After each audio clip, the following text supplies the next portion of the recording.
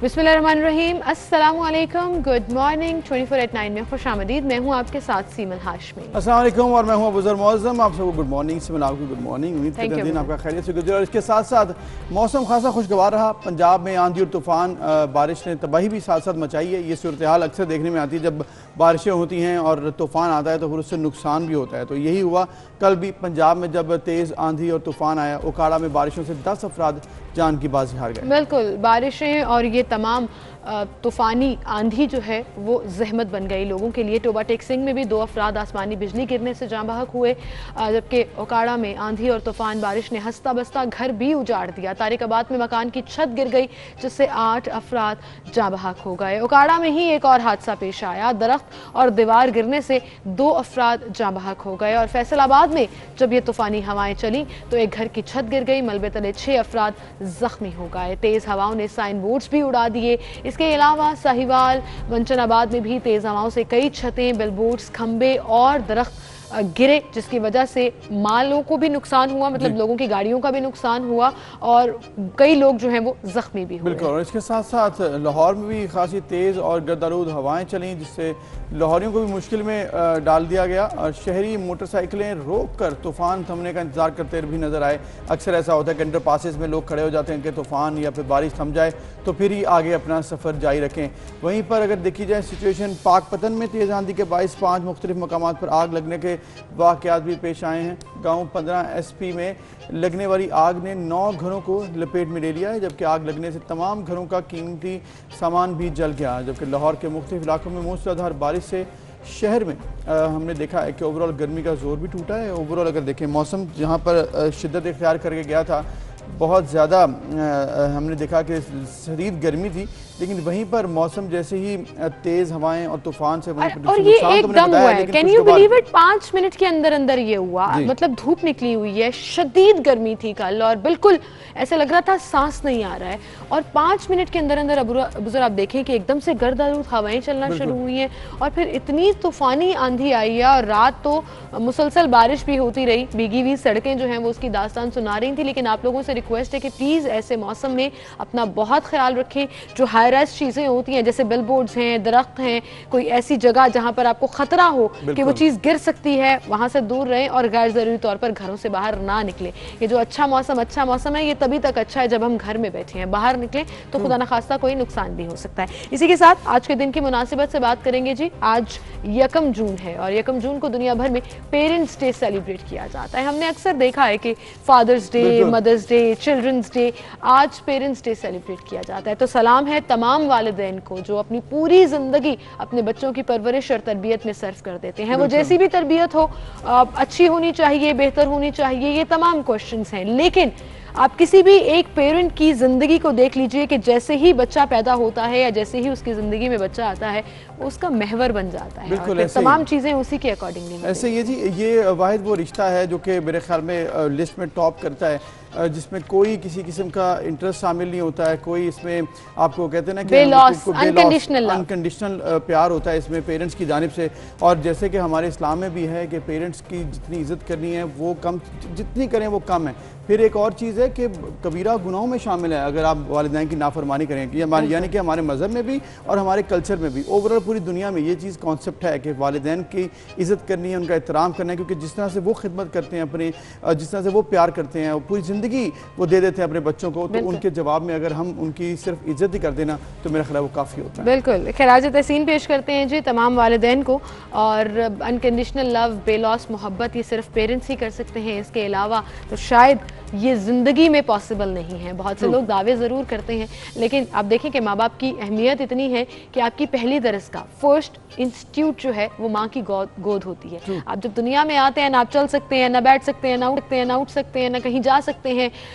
करता कौन है ये सब कुछ? आपकी मदर। आपको खिलाती भी है, आपको सिखाती भी हैं, पिलाती भी हैं। वो चाहे जिन भी कंडीशंस में रखे, वो डिबेटेबल हो सकते हैं, उन पर बात हो सकती है, लेकिन आपका पहला सहारा जो है वो आपकी माँ और फिर आपके वालिद साहब हैं। बहरहाल जी, इस पर आज हम इन डिटेल बात करेंगे। आज हमारे साथ डॉक्टर जावेद इकबाल भी होंगे, उनसे भी हम तफसीलन बात करेंगे इसमें तमाम इशू पर, और जो कि आजकल दौर हाजिर में जो चैलेंजेस हैं पेरेंट्स और बच्चों के रिलेशनशिप्स में और वेस्टर्न वर्ल्ड में क्या हो रहा है, हमारे यहाँ पर क्या हो रहा है, इसमें कंडीशंस क्या हैं, क्या बेहतरी हो सकती है, इस पर हम तफसीलन बात करेंगे। लेकिन आगे बढ़ते हुए अगर हम सियासत पर बात करें, जो पाकिस्तान में रोज़ाना कुछ ना कुछ अपडेट्स होती रहती हैं, तो हुआ है वो जी बड़ी एक्टिवनेस नज़र आई PML की तरफ से, और नून लीग खासी एक्टिव है। जब से PDM में वाहिद बड़ी जमात ये रह गई पीपल्स पार्टी के जाने के बाद, मौलाना फजल रहमान के साथ भरपूर साथ देने की तैयारी ऐसा लगता है कि कर रहे हैं। नून लीग और कौमी असम्बली में अपोजिशन लीडर शहबाज शरीफ ने कल भरपूर जो है तनकीद भी की, और साथ साथ उन्होंने ये भी कहा है कि जो हमारे दौर में हुआ था, हमारे दौर में तरक्की हुई है, हमारे दौर में बेहतरी आई है।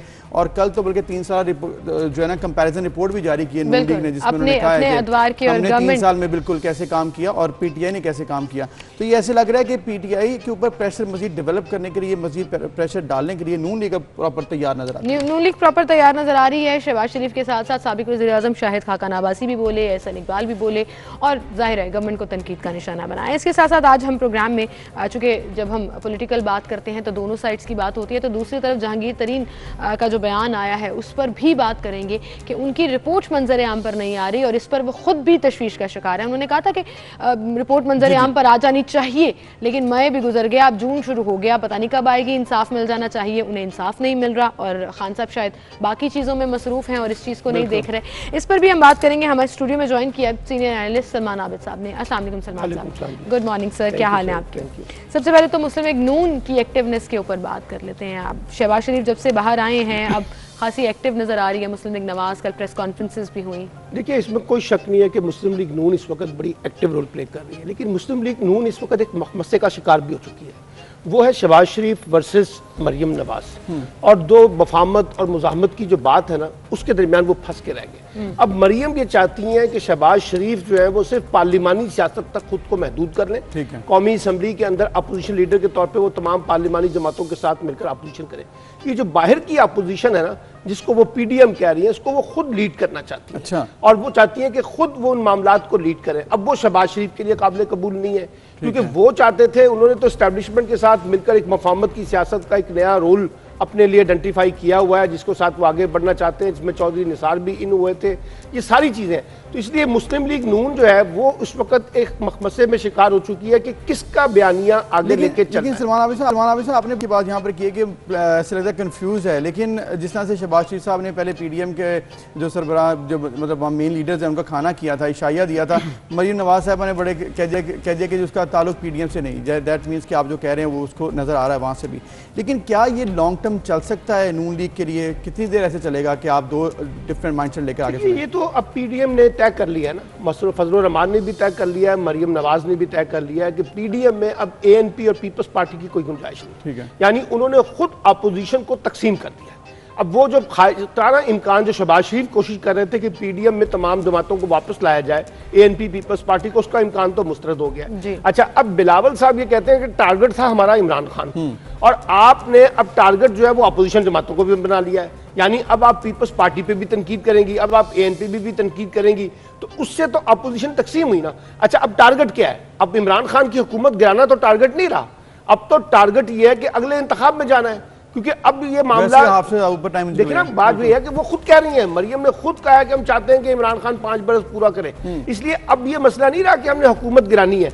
अच्छा, हुकूमत गिरानी थी तो आपको पीपल्स पार्टी की मदद चाहिए थी, उसकी तो मदद लेने से आपने इनकार कर दिया है, या पीपल्स पार्टी की जो हिकमत अमली थी उसके साथ खेलने से इनकार कर दिया है। तो इस वक्त PDM जो है वो आप दो अपोजिशन हिस्सों के अंदर तकसीम हो चुकी है। और इसमें दूसरा इम्कानी पहलू ये है जो मैंने आपको बताया कि शहबाज शरीफ इस वक्त एक टर्निंग पॉइंट पे आ गया, क्योंकि जिस किस्म की सियासत मरियम करना चाहती है वो शहबाज शरीफ नहीं करना चाहती। और ऐसा लग रहा है कि उन्होंने होल्ड ले भी लिया है। मतलब जिस तरह से शहबाज शरीफ एक्टिव हैं, और वो ऑब्वियसली सीनियर भी हैं पार्टी में, ओहदा भी उनका सीनियर है, तो अब मरियम बीबी जो है वो ना बात कर रही है, ना उस तरह से PDM के इजलास में भी आई, लेकिन एज सच उस तरह से प्रोमिनेंटली नहीं पार्टिसिपेट। देखिए ना, ये चलेगा नहीं। मैं आपको बताऊं, मेरी इतलात के मुताबिक मुस्लिम लीग नून के बेशतर अरकान असम्बली ने शहबाज शरीफ को वाज़ेह तौर पे कह दिया है कि अगर अगले इंतखाब में जाना है तो इस टकराव की सियासत से हम नहीं जाएंगे।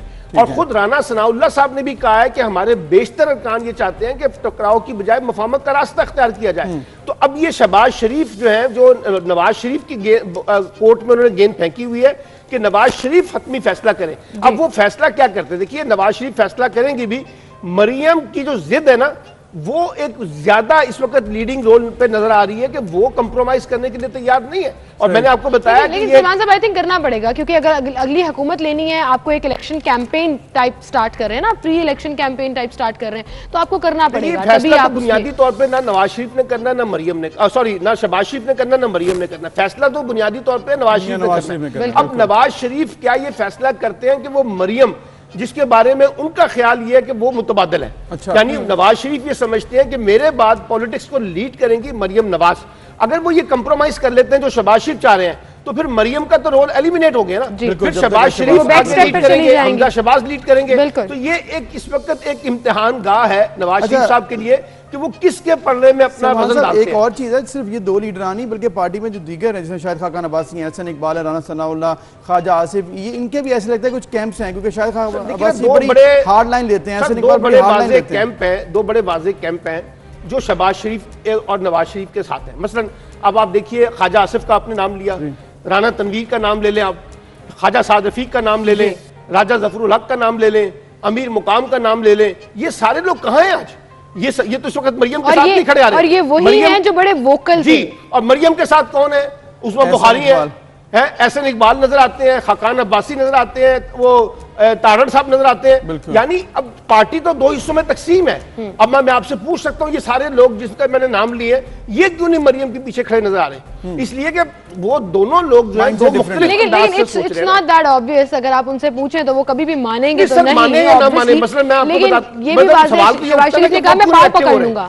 सवाल तो ये उठता है ना कि वो क्यों नहीं एक्टिव हो रहे हैं। बिल्कुल सही कह रहे हैं आप। अच्छा, दूसरी तरफ चूंकि एक तरफ तो ये अब एक 4 जुलाई से उन्होंने ऐलान भी कर दिया कि हम एक कैंपेन और तहरीक चलाएंगे, बेसिकली गवर्नमेंट गिराने के लिए नहीं, गवर्नमेंट को टफ टाइम देने के लिए और प्रेशर बिल्टअप करने के लिए। वहीं पर एक जो रिपोर्ट कल पेश की है 3 साल कारकर्दगी की, अपनी भी बड़ी इंटरेस्टिंग रिपोर्ट है जी। उन्होंने कहा हमारे दौर में, नून लीग के दौर में 5.8 पर रही शरह नमू GDP, और अभी जो गवर्नमेंट क्लेम कर रही है दैट्स फॉल्स रिपोर्ट। 2019 के फिगर नून लीग के मुताबिक दिए, 2020 में जो GDP की रेशो रही, इसको आप कैसा देखिए? पहली बात तो ये है कि PMLN को ये समझना चाहिए कंपैरिजन बनता ही नहीं है। उसकी वजह यह है कि 3 साल में से 1.5 साल तो अब कोविड के अंदर गुजरा है, और कोविड में तो सिर्फ पाकिस्तान की इकोनॉमी नहीं, पूरी दुनिया की इकोनॉमी के ऊपर क्वेश्चन मार्क लगे हैं। धरनों की वजह से गुजर गया था। देखिए मेरी बात सुनो, लेकिन सलमान साहब माजरत के साथ 1.5 साल से पहले भी पाकिस्तान में दूध की नहरें नहीं बह रही थी। आपकी इकोनॉमी किस तरह से ड्रॉप की? अच्छा, मैं आपसे ये कहता हूं, मुस्लिम लीग नून से ये पूछ ले कि मिसाल के तौर पे अगर आपका GDP 5 पॉइंट प्लस था और जब आप हुकूमत छोड़ के गए थे तो पहले 4 माह में, यानी हुकूमत संभालते ही 4 माह में पाकिस्तान तो डिफॉल्ट हो रहा था। अगर ये उस वक्त सऊदी अरब हमें पैसे ना देता, उस वक्त कतर से पैसे ना आते, उस वक्त दोहा से पैसे ना आते, उस वक्त मुत्तहदा अरब अमारात हमें पैसे ना देते, वो जो पहले 3 महीनों में बड़े विजिट्स हुए सर, वो आप मुझे बताइए ना, अगर ये कैफियत इकोनॉमी इतनी शानदार थी तो उस वक्त हमें जाके लोगों से पैसे क्यों लेने पड़े? इसी रिपोर्ट में ये भी बताया कि हर साल 2100 अरब कर्ज लिया ऑन एवरेज, और जबकि PTA ने लिए 4300। और ये नहीं बताया उन्होंने कि मुस्लिम लीग ने कि हमने अपने दौर में कितने कर्जे वापस किए, ये भी तो अंदाजा लगाइए। उन्होंने कहा ना हमारे दौर में मोटरवे बनी, सीपेज बनी। आप मुझे देखिए ना, फिगर पे बात करें, उनसे ये पूछें कि आपने पिछले अपने दौर के अंदर कितने कर्जे वापस किए। हुकूमत ने तो कर्जे वापस भी किए ना, इस हुकूमत ने तो कर्जे भी वापस। देखिए मैं लेकिन रेशो जो है वो इतनी आइडियल नहीं है। जितने कर्जे वापस किए, जितने कर्जे लिए, वो जस्टिफाई इस तरह नहीं हो सकता जो नून लीग कहती है। We are not taking sides. वो ये कहते हैं कि हमने नेशनल प्रोग्राम्स किए, हमने बड़े बड़े डेवलपमेंट प्रोग्राम्स किए, इसके खाते में क्या आता है? PTA के खाते में। लेकिन अगर आप कंपैरिजन सिर्फ GDP पे करें, जो स्टार्ट किया, इनिशिएटिव लिया, इस पिछले 3 साल में तो मोटरवे नहीं बनी। इसमें एक प्रोजेक्ट बहुत बड़ा बना, ऑरेंज ट्रेन प्रोजेक्ट। क्यों नहीं बनी सर? सखर वाली मोटरवे साइड ले लें आप, जो मेजर प्रोजेक्ट है जिसको वो लेते हैं, वो ऑरेंज ट्रेन प्रोजेक्ट है ना। अब आप उसमें मुझसे बात कर लें कि वो डेफिसिट का प्रोजेक्ट है या प्रॉफिट का। नहीं, ऑरेंज ट्रेन की बात नहीं हो रही, बट नेशनल लेवल की बात हो रही है। पावर प्लांट्स बात ये है कि अपोजिशन कैसे कह सकती है? सलमान साहब, इस हुकूमत के हिस्से में कौन से ऐसे प्लान आते हैं जो ये 5 साल बाद फ्लॉन्ट कर सकें? मैं ये नहीं कह रहा, कल मूडीज की रिपोर्ट आप पढ़ लें। मूडीज ने ये कहा है कि पाकिस्तान की इकोनॉमी ने फ्लोरिश करना शुरू कर दिया है और ये 4.56 तक जा सकती है नेक्स्ट ईयर में। ये मैं नहीं कह रहा, आई एम नॉट इकोनॉमिस्ट। मतलब मूडीज एतराफ कर रहे हैं कि इस वक्त लेकिन एशियन डेवलपमेंट बैंक कुछ और कह रहा है, स्टेट बैंक कुछ और कह रहा है, बेहतरी की तरफ तो आ रहे हैं, बेहतरी की तरफ आ रहे हैं। लेकिन शौकत तरीन ने तो चैलेंज कर दिया ना। शौकत तरीन ने कहा कि जो इकोनॉमिस्ट जो जर्नलिस्ट समझता है कि ये जो फिगर हमने दी है ये गलत है, आइए टीवी पे बैठ के मुनाज़रा अच्छा, उसमें बड़ी इंटरेस्टिंग बात है सलमान साहब, फिर कह देती हूं हफीज पाशा साहब को बुला ले, बैठ जाओ उनके साथ, वो तो कह चुके हैं कि अक्सर हफीज पाशा साहब या दीगर जो भी ये कह रहे हैं मुनाज़रा, उसमें होता ही है कि कुछ एक्चुअल फिगर्स हैं, कुछ प्रोजेक्टेड फिगर्स हैं, कुछ रिवाइज फिगर्स होते हैं, तो इसमें डिबेटेबल होता है इकोनॉमी में। यही बात इसाक डार में अब मुफ्ता इस्माइल के दरमियान भी फटा पड़ा था ना, उसको आपको याद होगा, और मुफ्ता इस्माइल ने आके चैलेंज किया था कि इसाक डार साहब ने जो पॉलिसी चलाई है वो गलत थी। ये बाद में फिर निकल भी आते हैं सर। नेशनल अकाउंट कमेटी का कुछ और फिगर होता है, गवर्नमेंट कुछ और फिगर देती है, अवाम बेचारी इन चक्करों में घूमती रहती है क्योंकि अवाम को तब गवर्नमेंट अच्छी लगती है जब महंगाई में कमी हो। बात यह है, कल 800 प्लस जो है ना स्टॉक एक्सचेंज किया, मैं नहीं कह रहा, जाके आप अभी पूरा वीक बड़ा जबरदस्त है, पूरा वीक अच्छा गया। चीजें आहिस्ता ग्रो कर रही हैं, उसका हमें इतराफ करना चाहिए। ये अब ये नहीं मैं कह रहा कि डायरेक्ट अभी इसका इंपैक्ट फौरी तौर पे लोगों को मिल गया। ये इस वक्त चैलेंज है पीटीआई के लिए कि अगले 1.5 साल में आपके जो नंबर्स अच्छे हो रहे हैं, इसका डायरेक्ट इंपैक्ट जो है वो आम आदमी को मिले। अगर वो मिलेगा तो उससे पीटीआई की क्रेडिबिलिटी बनेगी ना, अदरवाइज नहीं बनेगी। इसलिए ये इदादो शुमार आपको नून लीग के भी 5 साल में 5+ जीडीपी नहीं था, जाते जाते आप छोड़कर गए, अब वही सफर छोड़ के कैसे गए इसके ऊपर भी बहस हो सकती है। अब देखें ना, इस हुकूमत ने भी वही सफर शुरू कर दिया, जाते जाते अच्छा छोड़कर बड़ा टाइम है, 2 साल पड़े हैं, जाते जाते अभी से असल चैलेंज ये है कि लोगों को रिलीफ मिलेगा। अगर लोगों को रिलीफ मिलेगा तो उससे पीटीआई अगले सलमान साहब एक आपने बड़ी इंपॉर्टेंट बात की, आपने कहा कि चैलेंज है बहुत बड़ा पाकिस्तान तहरीक इंसाफ के लिए कि अवाम तक रिलीफ पहुंचे। एक और चैलेंज का सामना है पाकिस्तान तहरीक इंसाफ को, एक्सटर्नल प्रेशर तो है, इंटरनल प्रेशर। जहांगीर तरीन साहब का जो प्रेशर है वो ऐसे लग रहा है कि अभी वो थमने का नाम नहीं ले रहा। कल भी उन्होंने कहा कि सियासत ना की जाए, इंसाफ दिया जाए। दैट मीन्स कि अभी भी उन्हें शक है, कोई प्रॉब्लम नजर आ रही है। दोनों ही सियासत कर रहे हैं। अच्छा, जहांगीर तरीन अपने ग्रुप के साथ सियासत कर रहे हैं और उन्होंने एक कार्ड, मजहबी कार्ड भी खेल दिया नजीर चौहान के नजर से, और कहा कि जनाब तुम खड़े हो जाओ, हम आपके पीछे खड़े हैं। ये बात मुझे बड़ी मायूस को लगी है जहांगीर तरीन की तरफ के जैसे सीनियर पॉलिटिशियन की तरफ से। लेकिन उन्होंने शहजाद अकबर को टारगेट किया हुआ है ना, तो वो भी मजहबी कार्ड खेल रहे हैं। दूसरी तरफ से सियासत क्या हो रही है, देखिए बजट है 11 तारीख को, हुकूमत ये चाहती है कि पहले बजट पास हो जाए जी, ठीक है, उसके बाद फिर वो रिपोर्ट भी आएगी, जो भी इन्होंने करना है बाद में करेंगे। प्रेशर डाल रहे हैं, प्रेशर। अब हुकूमत ये चाहती है कि अगर आज रिपोर्ट जारी हो जाए और आज ये पता चल जाए कि जहांगीर तरीन का उसमें इन्वॉल्व है, तो ये जो सारा ग्रुप बना हुआ है हो सकता है बजट में हमें हमायत ना करें। अभी तो उन्होंने बजट में हमायत की है ना, तो इसलिए वो 11 तारीख तक तो ये वेट करेंगे। अच्छा, हुकूमत 11 तारीख में जब बजट पास हो जाएगा उसके बाद फिर वो देखिए इस मामले में क्या पेशरफ्त करते हैं। और यही फ्रस्ट्रेशन, मतलब कंडीशन रख दी उन्होंने, देखिए यही फ्रस्ट्रेशन जहांगीर तरीन में भी है कि पहले हमसे बजट पास करवा लेंगे, बाद में जाके ये करेंगे। तो दोनों तरफ से जो है ना इस वक्त पॉलिटिक्स तो हो रही है। और अब उसमें वो आपको याद है कि वो सेनेटर अली जफर के ऊपर जो सुपरविजन पे एक रिपोर्ट बनी थी, जो उन्होंने पार्टी हेड को सबमिट करनी थी, वो क्या हुई, क्या उसका नतीजा निकला? उन्होंने यही कहा कि इमरान खान ने वादा किया था कि इंसाफ में देंगे, इंसाफ नहीं मिला। इंसाफ तो देखिए ना, इंसाफ भी गुजर गया, रिपोर्ट सामने नहीं आई। वो मिले, वो चाहिए, उनको चाहिए जो जहांगीर तरीन को सूट करता है। ऐसा नहीं होता, वो तो नहीं हो सकता बिल्कुल।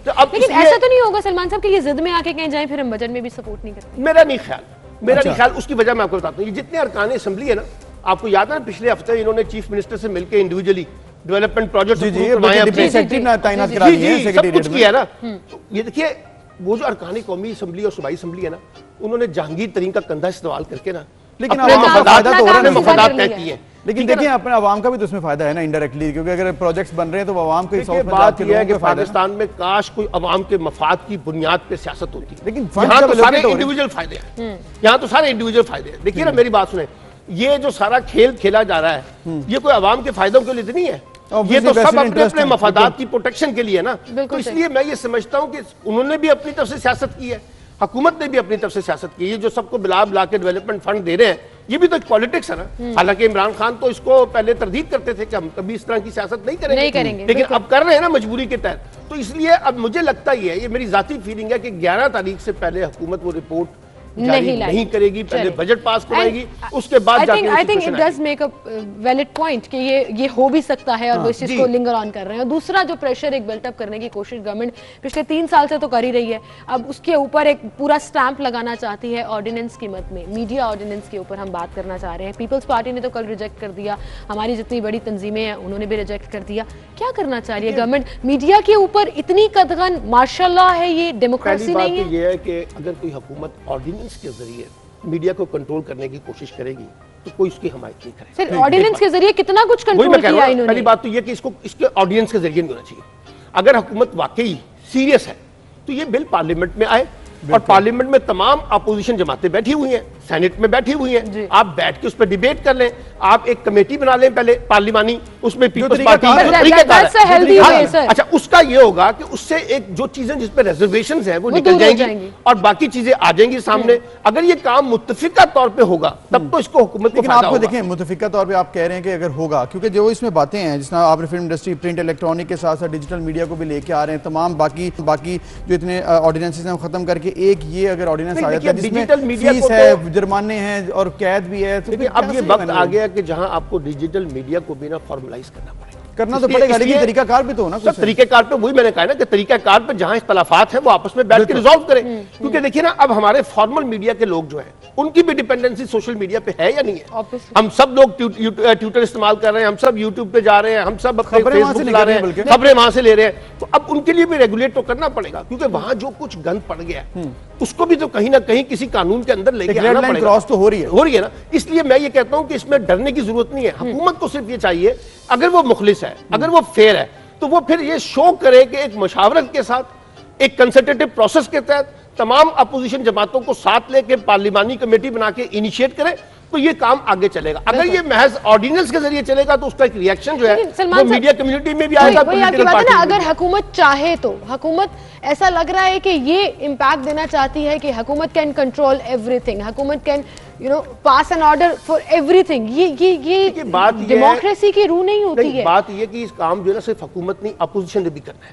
मसलन तो हुकूमत ने करना है ना, मेजर मार्जिन तो उनके पास है। मैं ये कह रहा हूं कि अपोजिशन के सामने इसको रिजेक्ट करने की बजाय सिंपल सी ये बात करें कि लाइए पार्लियामेंट में जो तरीकाकार है उसके मुताबिक चले, जो पार्लियामानी प्रैक्टिस है। अब देखें, आपने बिल्कुल सही कहा कि तरीकाकार है, पार्लियामेंट में लेके आओ, लेकिन अब ये बताइए, आपके तारीख से भी कुछ सीखना चाहिए। अयूब खान साहब पीपी ऑर्डिनेंस ले आए, फिर उसके बाद ज़ियाउल हक साहब के दौर में भी आया, फिर आपने देखा है कि मुशर्रफ साहब के दौर में क्या इमरजेंसी भी लग गई मीडिया के ऊपर। अब भी सिचुएशन क्या जो गवर्नमेंट है वो देख नहीं रही है कि इस तरह के कदम, इस तरह की आपने तमाम ऐसे अदवार का जिक्र किया जो डिक्टेटर्स अदवार थे, सामने है, डेमोक्रेसी के अदवार नहीं थे। पीटीआई को हमारे तो माशाल्लाह आपने देखा नहीं है जो डेमोक्रेसी के अदवार है।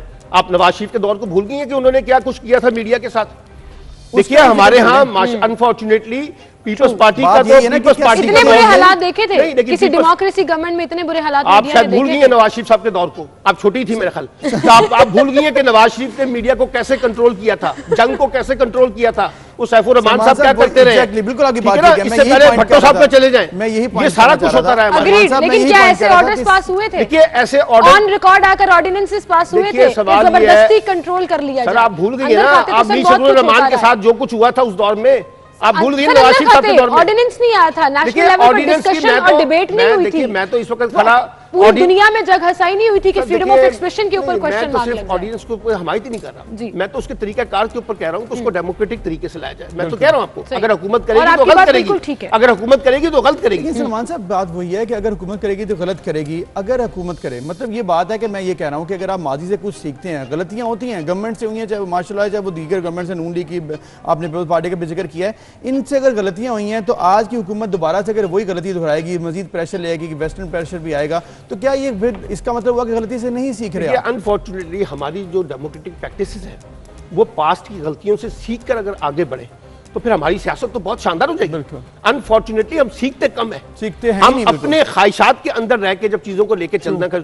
जाते हैं ना तो वो प्रॉब्लम क्रिएट करता है। तो इसलिए मैं कह रहा हूं कि हमें माजी की गलतियों से सीख के ये जो ऑर्डिनेंस वाली बात है, मैं इसको सूट ऑर्डिनेंस में नहीं आना चाहिए, प्रॉपर लेजिस्लेटिव प्रोसेस है उसी के तहत लेके चले और लोगों को इत्मीनान में ले, जो आप करना चाहते हैं वो लें और वो पार्लिमानी कमेटी में बैठ के पहले रिव्यू हो जाए और उसके बाद उसकी चीजें आ जाए तो क्या हुकूमत को कोई रोक सकता है ये ऑर्डिनेंस लाने से? रिजेक्ट कर रहे हैं सब लोग, रोक तो कोई नहीं सकता, अपोज कर रहे हैं, तो गवर्नमेंट ने अगर लाना है तो वो तो लाएगी। अगर लाएगी तो उसकी क्रेडिबिलिटी और उसकी लेजिटिमेसी कितनी रह जाएगी, वो सवाल तो होगा ना। बिल्कुल सही। तो इसलिए ऑर्डिनेंस लाना इतना इंपॉर्टेंट नहीं है, ज्यादा इंपॉर्टेंट यह है कि ये जो कुछ आए एक क्रेडिबल तरीके से आए ना, लोग उसको लेजिटिमाइज करें ना, डेमोक्रेटिक तरीके से आए ना, तो तब तो बात बनेगी ना। अगर आप एक और बाय हुक एंड कुक लाएंगे तो फिर शायद उसकी हमायत नहीं होगी। अच्छा, एक और चीज़ सलमान साहब, ये जो आर्टिकल 19 है ना, उसकी मेरा ख्याल है जो हमारे वैसे तो आइन में हर चीज़ बड़े अच्छे तरीके से लिखी गई है, लेकिन आर्टिकल 19 को बड़ा गलत इस्तेमाल भी किया जाता है। अगर आप देखें फ्रीडम ऑफ एक्सप्रेशन, यहाँ पर यह है कि आप फ्रीडम के नाम पे कुछ भी कह दें, कहीं पर किसी के ऊपर कुछ भी कह देना, वो मसला वो हल होना चाहिए। आप थोड़ा सा इसको रिवाइज करें, रूल्स गाइडलाइन बनाएं। दुनिया में फ्रीडम ऑफ एक्सप्रेशन जो है ना विद रिस्पॉन्सिबिलिटी होती है। एग्जैक्टली हमारे यहाँ तो यहाँ लिखा हुआ है लेकिन है नहीं सर। लेकिन हमारे यहाँ ये जो अखबारात, टीवी, सोशल मीडिया, ये किसी हदूद और कयूद में आना ही नहीं चाहते। ये कहते हैं कि जो कुछ मैंने सोच लिया ना बस वो कह दूं और वो अच्छा। फिर उसमें देखिए कि रेड लाइन को क्रॉस करना, फिर आप ये देखिए कि रियासत के इदारों के ऊपर बराह रास्त हमले करना बगैर किसी सबूत के, बगैर किसी एविडेंस के। फिर आप ये है कि देखिए अब इदारे कहाँ हैं। मैं अखबारात की एसोसिएशन का हामी हूँ, APNS है, CPNE है, सब मौजूद है ना। यहाँ एक इंडिविजुअल खड़ा होता है, वो पूरे इदारों से बालादस्त हो जाता है। बिल्कुल सही। ये जो तरीका कार है, इसमें बड़ा रोल तो हमारी खुद अखबारी तंजीमों का बनता है ना। कर सकती है पार्लियामेंट, पार्लियामेंट ही हल कर सकती है, पार्लियामेंट हल कर सकती है। और अखबारात की एसोसिएशन जो है वो लीड करे ना, APNS करे, CPNE करे, PFUJ करे, ये लीड करे इन सारी सिचुएशन को। नजर आती है उस वजह से क्या आपने इंडिविजुअल्स पे मामले छोड़ दिए? सारे इंडिविजुअल्स तय करते हैं कि हमसे बड़ा आजादी का चैंपियन कोई नहीं है। बिल्कुल। लेकिन प्रिंट मीडिया जब ग्लोरियस टाइम पे था तो आपको याद होगा फिल्टर भी हुआ करते थे, चीजें बड़ी ये रोल होते थे। जी बिल्कुल। अब एसोसिएशंस के रोल अनफॉर्चुनेटली महदूद हो रहे हैं। बिल्कुल ठीक है ना। ये एक क्राइसिस है और मैं समझता हूं कि इसको डील करने में भी एसोसिएशंस के लोगों को लीड करना चाहिए कि हमारे अपने अंदर जो मसाइल हैं, मिसाल के तौर पे अगर मैं रेड लाइन क्रॉस करता हूं तो मेरी कोई अकाउंटेबिलिटी होनी चाहिए ना इंटरनली, मैं कैसे ये चीजों को क्रॉस कर रहा हूं भाई। तो ये चीज, और देखिए चीजें होती हैं शवाहिद के साथ, हकाइक के साथ। यहां तो 2 सेकंड में हम एक फौरी तौर पर इतना बड़ा हमला कर देते हैं कि समझते हैं कि जनाब हमने तो आजादी इजहार है। आजादी इजहार तो तहकीक भी मांगता है ना, शवाहिद भी तो मांगता है, जिम्मेदारी भी मांगता है, उसकी तो बात नहीं करता। उसकी बात नहीं होती, बात होनी चाहिए। बिल्कुल ठीक है। आपकी इस सजेशन को जरूर कंसीडर करें कि ये ऑर्डिनेंस नहीं बल्कि बाकायदा बिल पेश होना चाहिए, डिबेट होनी चाहिए और एक ऐसी चीज आउटकम निकलना चाहिए जिससे ना मीडिया को नुकसान हो, ना किसी एक फरीक को कॉर्नर टारगेट किया जा रहा है। सारे स्टेक होल्डर ऑन बोर्ड हो, सारों के कंसल्टेटिव प्रोसेस के तहत चीजें चलेंगी तो उसकी लेजिटिमेसी और क्रेडिबिलिटी ज्यादा बेहतर होगी। बिल्कुल ठीक है। बहुत शुक्रिया जी सलमान आबिद साहब, बड़ी जबरदस्त गुफ्तगू हुई आपके साथ। और ये हम चाहेंगे कि गवर्नमेंट को भी देखना होगा कि बिल लेके आएंगी तो वो सब पार्लियामेंट के अगर मुश्तरका जो है तफज़ा दूर करके हल हो जाए तो बेहतर है, वरना फिर बात होगी कि ऑर्डिनेंस आ गया, वो 2-3 महीने के लिए होगा, फिर खत्म हो जाएगा, उससे मामला हल नहीं होगा। बिल्कुल। इसी के साथ एक ब्रेक लेते हैं, फिर हाल से होंगे।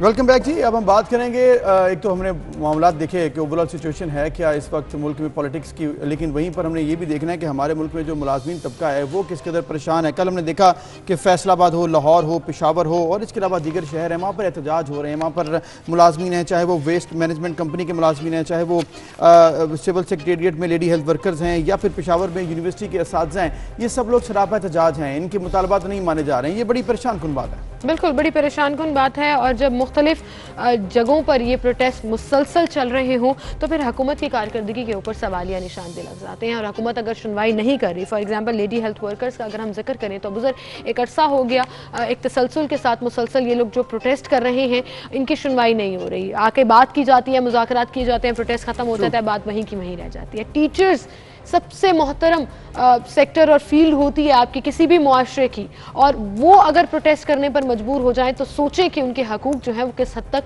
मुतासर हो रहे हैं। फैसलाबाद का आपने जिक्र किया, सैनिटरी वर्कर्स प्रोटेस्ट कर रहे थे। ये वो तबका है जो बहुत हैंड टू माउथ जिंदगी गुजारता है, उनकी जॉब और उनकी सैलरीज जो है वही पूरी नहीं पड़ रही होती है पूरे उनके लाइफ सर्कल के ऊपर। अगर वो प्रोटेस्ट करने पर आ जाए तो फिर मेरे ख्याल से गवर्नमेंट को सोचना पड़ेगा कि उसकी गुड गवर्नेंस के नारे किधर है। बिल्कुल। और इसके साथ साथ जिस तरह से आपने फैसलाबाद का जिक्र किया, फैसलाबाद में कल जब सैनिटरी वर्कर्स तनख्वाह न मिलने पर डीसी ऑफिस के सामने धरना दे रहे थे तो वहीं पर हमने देखा कि कल रात को अब एहतजाज खत्म किया गया इन वादों पर, इन दावों पर कि ये मामला हल हो जाएंगे। मुलाजमीन आज से ड्यूटी पर बिल्कुल मौजूद होंगे। ये बड़ी अच्छी बात है कि मुज़ाकरात किए गए हैं कि वहाँ पर एक मामला हल किया गया फैसलाबाद में। लेकिन दूसरी जानिब अगर हम स्पेसिफिकली बात करें लेडी हेल्थ वर्कर्स की, वो मामला अभी हल होने का नाम नहीं ले रहा है। इसको देखना होगा कि किस तरह से मामला है। फिर एक और मामला जिस पर हमने देखना है कि पेशावर में जो प्रोटेस्ट हुआ है, यूनिवर्सिटी मुलाजमीन, यूनिवर्सिटी के जो उन पर लाठीचार्ज किया गया, मुतादिद मुलाजमीन जख्मी भी हो गए। ये ओवरऑल सिचुएशन बड़ी परेशान कुन थी। फिर हमने ये भी देखा 31 मई को जामिया पेशावर के मुलाजमीन तनख्वाहों में कटौती के खिलाफ कल जब सड़कों पर निकला है। ये देखिए आप मनाजिर हैं जो कि पेशावर के हैं, वहाँ पर एहतजाज भी किया गया है, फिर वहाँ पर उनको लाठियाँ भी बरसाई गई हैं। बड़ा अफसोसनाक ये रवैया है उस्तादों पर लाठियाँ और पत्थर बरसाए गए प्रोटेस्ट को ख़त्म करने के लिए। और ये वो प्रोटेस्ट कल्चर है। कल्चर मैं इसलिए कह रही हूँ क्योंकि बहुत ज़्यादा देखा गया पीटीआई की तरफ से ही, एक बड़ा लंबा प्रोटेस्ट पीटीआई की तरफ से किया गया उनके हकूक़ के लिए। और आप देखें अगर अब कोई और ये रास्ता ऑप्ट कर रहा है तो आप उसको किस तरह से टैकल कर रहे हैं, और इसकी बहुत सी मिसालें आपकी 3 साल गवर्नमेंट के अंदर मिलती हैं। इस पर हम बात करेंगे। हमें ज्वाइन किया है मरकजी ओहदेदार Peshawar university teachers association Ali Imran ने, जिन्हें हम खुश आमदीद कहेंगे। अस्सलाम वालेकुम अली साहब। वालेकुम सलाम जी, बहुत शुक्रिया वक्त देने के लिए। ये जो कल हुआ, आप लोग प्रोटेस्ट कर रहे थे और उसके बाद पुलिस ने जिस तरह से डिस्पर्स करने के लिए आप लोगों को वहां से हटाने के लिए लाठी चार्ज भी किया, क्या मामला है ये सारा? गवर्नमेंट क्यों नहीं सुनवाई कर रही है आपकी? देखिए, ये बड़ी बदकिस्मती है कि आला तालीम का शोबा जो इस मुल्क में एक गवर्नमेंट की प्रायोरिटी होना चाहिए, वो बदकिस्मती से जो मैं समझता हूँ नाअहल लोग हैं जो कि इनकम्बेंट मिनिस्ट्रीज में आ चुके हैं, जो कॉलेजेस और यूनिवर्सिटीज़ का फ़र्क नहीं समझ रहे, और वो बदकिस्मती से जामे पेशावर जो कि पाकिस्तान की क़याम के बाद दूसरी बड़ी जामे है, सिंध यूनिवर्सिटी जामशोरों के बाद, और एक तारीखी यूनिवर्सिटी है, उसका क्राइसिस तकरीबन 4 साल से चल रहा है। और वो 4 साल से इसलिए ज़्यादा शिद्दत इख्तियार कर गया है कि प्रेजेंट वफाकी हुकूमत ने 2017-18 में हायर एजुकेशन कमीशन की जो कम्युलेटिव बजट था उसको 104 अरब रुपए से घटा के 64 अरब रुपए कर दिया। और जब पाकिस्तान भर की जामियात के एसोसिएशन ओहदेदारों ने इस पर प्रोटेस्ट किया, एहतजाज किया, तो इस एहतजाज की रिएक्शन में उन्होंने सिर्फ 5 अरब रुपए इजाफा किया और उसको 69 अरब तक ले आए, 69 अरब तक ले आए। तो ये वो ब्रॉडर क्राइसिस है। फिर जो तारीखी यूनिवर्सिटियां हैं और जो बड़ी यूनिवर्सिटियां हैं, वो आप ये समझें कि उनकी पेंशन के इश्यूज हैं, क्योंकि जो नई यूनिवर्सिटियां परवेज मुशर्रफ साहब के दौर के बाद बनी, उनमें पेंशन का इशू नहीं है, ना ही सैलरीज का इशू है, क्योंकि उनकी जो स्टाफ है वो बहुत कम है और वो अभी एक किस्म की नौजायदा यूनिवर्सिटियां हैं। लेकिन हमारी university, Punjab university, Karachi university, Sindh university, Balochistan university, आपकी बात ठीक है, अरसे से चली। अली इमरान साहब, आप जिस तरह बता रहे हैं कि एक तो यूनिवर्सिटीज़ का बजट जो है वो आपको कम मिल रहा है, फिर इसके अलावा आपको पेंशन के मसले हैं, जॉब्स के मसले हैं, और फिर सैलरीज, जॉब स्ट्रक्चर, ये तमाम मसाइल हमने देखे, पहले भी इन पर बात हुई है। आप बताइएगा, कल जब एहतजाज की नौबत आई है, इससे पहले एहतजाज के पहले क्या होता रहा है? क्या मुज़ाकरात हुए हैं? कुछ दावे किए गए थे, कुछ वादे किए गए थे कि हो जाएंगे, तभी आप इस हद तक पहुँचे? जी, मैं आपको बताता चलूं कि इन्होंने हायर एजुकेशन डिपार्टमेंट है जो आला तालीम को किसी सूबे में देखता है, और मैं आपको ये भी बताता चलूं आपके सवाल के जवाब में कि सबसे अहम बात आपकी समझने के लिए है कि सिंध में भी एक हायर एजुकेशन काउंसिल है और पंजाब में भी है। और पंजाब की सूबाई गवर्नमेंट अपनी यूनिवर्सिटीज़ को बहुत बेहतर तौर पर फीड और फंडिंग कर रही है। जनवरी में हायर एजुकेशन डिपार्टमेंट ने, जो सूबाई हुकूमत का एक महकमा है, उन्होंने एक लेटर निकाला। जब उन्होंने देखा कि हम तो जानबूझकर फंडिंग नहीं करना चाहते, उनका जो भी मजमूम एजेंडा है वो तो उन्हीं मालूम है, लेकिन उन्होंने कहा कि आप रिफॉर्म्स करें, और रिफॉर्म्स उन्होंने टीचर्स, प्रोफेसर्स की सैलरी से स्टार्ट की, मुलाजमीन की सैलरी से स्टार्ट की। उन्होंने कहा कि हम आपकी हाउस सब्सिडी, हम आपकी हाउस रेंट, हम आपके मेडिकल अलाउंस, हम आपके कन्वेंस अलाउंस, जिससे हमारी तनख्वाह बनती है। और मैं आपको बताऊं, मैं असिस्टेंट प्रोफेसर हूं, मेरे पास कोई वीगो नहीं है। 17 ग्रेड के सिविल एडमिनिस्ट्रेशन ऑफिसर को ये 2-2 वीगो गाड़ियां दे रहे हैं, उनके लिए फंड्स हैं पर पेशावर यूनिवर्सिटी या और। अली साहब देखिए, आपकी बात बजा है कि बजट अप्रूव होना चाहिए, बाकायदा स्केलिंग भी होनी चाहिए, और जो पेंशन्स के मसले हैं नई यूनिवर्सिटीज़ के वो भी हल होने चाहिए, लेकिन कंपैरिजन नहीं बनता। आप टीचर हैं, आपको सड़कों पर जिस तरह ट्रीट किया गया इंतहाई काबिल मुजम्मत है, लेकिन ये वही हुकूमत नहीं है जिसकी बड़ी तारीफें की जाती थी कि KPK में हेल्थ और एजुकेशन के ऊपर बड़ा फोकस किया जा रहा है, बड़ा काम किया जा रहा है। जो हंगामी प्रेस कॉन्फ्रेंस हमने पेशावर प्रेस क्लब में की, हमने कहा कि इन्होंने कहा था कि हम तालीम में और सेहत के महकमे में हम एक इमरजेंसी के तौर पे काम करेंगे। वाकई हम ICU में पहुंच गए, हम इमरजेंसी में पहुंच गए हैं, हमारा कोई ख्याल नहीं रखा जा रहा। जनवरी से इस लेटर के खिलाफ हम हायर एजुकेशन डिपार्टमेंट को कह रहे हैं कि आपके लेटर तो अभी आपकी मुज़ाकरात हुए हैं किसी के साथ? अभी आपकी बातचीत हुई है किसी के साथ? मैं आपके जवाब की तरफ आ रहा हूँ। हम 5 दिनों से मुजाहरा कर रहे हैं, हम धरने दे रहे हैं। हमने 8.5 किलोमीटर कल जो है वो मुजाहिरीन ने पेशावर यूनिवर्सिटी से सूबाई असेंबली तक मार्च किए, इस तपती धूप में। उसमें बड़े बड़े प्रोफेसर, उसमें डीन्स मौजूद थे, लेकिन इन्होंने लाठीचार्ज की, इन्होंने बड़े वेस्ट किस्म के टीयर गैस यूज किए, बहुत लोग जो उनकी हालत गैर हुई। तकरीबन 21 के करीब हमारे वो पीएचडी टीचर्स जो बाहर मुल्क से पीएचडी करके आए, उनको गिरफ्तार किया गया, उन पर तशद्दुद किया गया। हमने तो 5 दिन से यूनिवर्सिटी के अंदर आराम से बैठकर मुजाहरा किया कि हमारी कोई सुनवाई होगी, कोई मिनिस्टर नहीं आया। इवन कल जो अपोजिशन के 2 लोग आए, उन्होंने हमें इमरान साहब, आपकी बात बिल्कुल ठीक है कि आपने 5 दिन से ये मामला उठाया और यूनिवर्सिटी के अंदर रहे, लेकिन कल जो हुआ वो बाहर आना पर आप मजबूर हुए, लेकिन रवैया गवर्नमेंट का, एडमिनिस्ट्रेशन का आगे से अफसोसनाक था। हम उम्मीद करते हैं कि मामला हल हो जाए बहुत जल्द। बहुत शुक्रिया अली इमरान साहब, आप हमारे साथ मौजूद थे। और हम जिस तरह सड़कों में मनाजिर, गवर्नमेंट को चाहिए कि फिलफौर ये मामला हल करे, क्योंकि बड़ा ज़रूरी है। टीचर्स हैं, असातिज़ा हैं, सीनियर टीचर्स हैं, इन सब के मसाइल हल होने चाहिए। बिल्कुल, ये मसाइल हल होने चाहिए। इसी बात को हम कंटिन्यू भी करेंगे। इसी के साथ गुफ्तगू का सिलसिला हम आगे बढ़ाएंगे। जहां हम टीचर्स के प्रोटेस्ट की बात कर रहे थे पेशावर में, वहीं पर हम लेडी हेल्थ वर्कर्स के प्रोटेस्ट की भी बात करेंगे। फिलहाल एक ब्रेक लेते हैं, फिर हाजिर होंगे।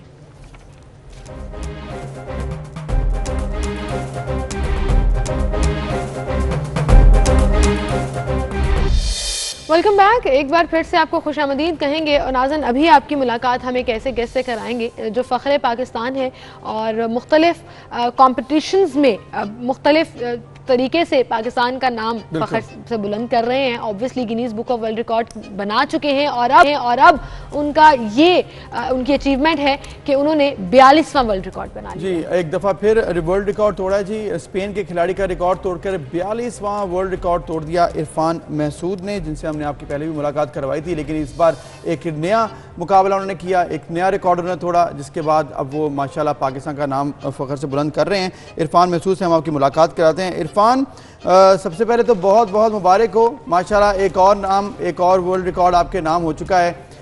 कैसा फील कर रहे हैं? आप लोगों का बहुत शुक्रिया।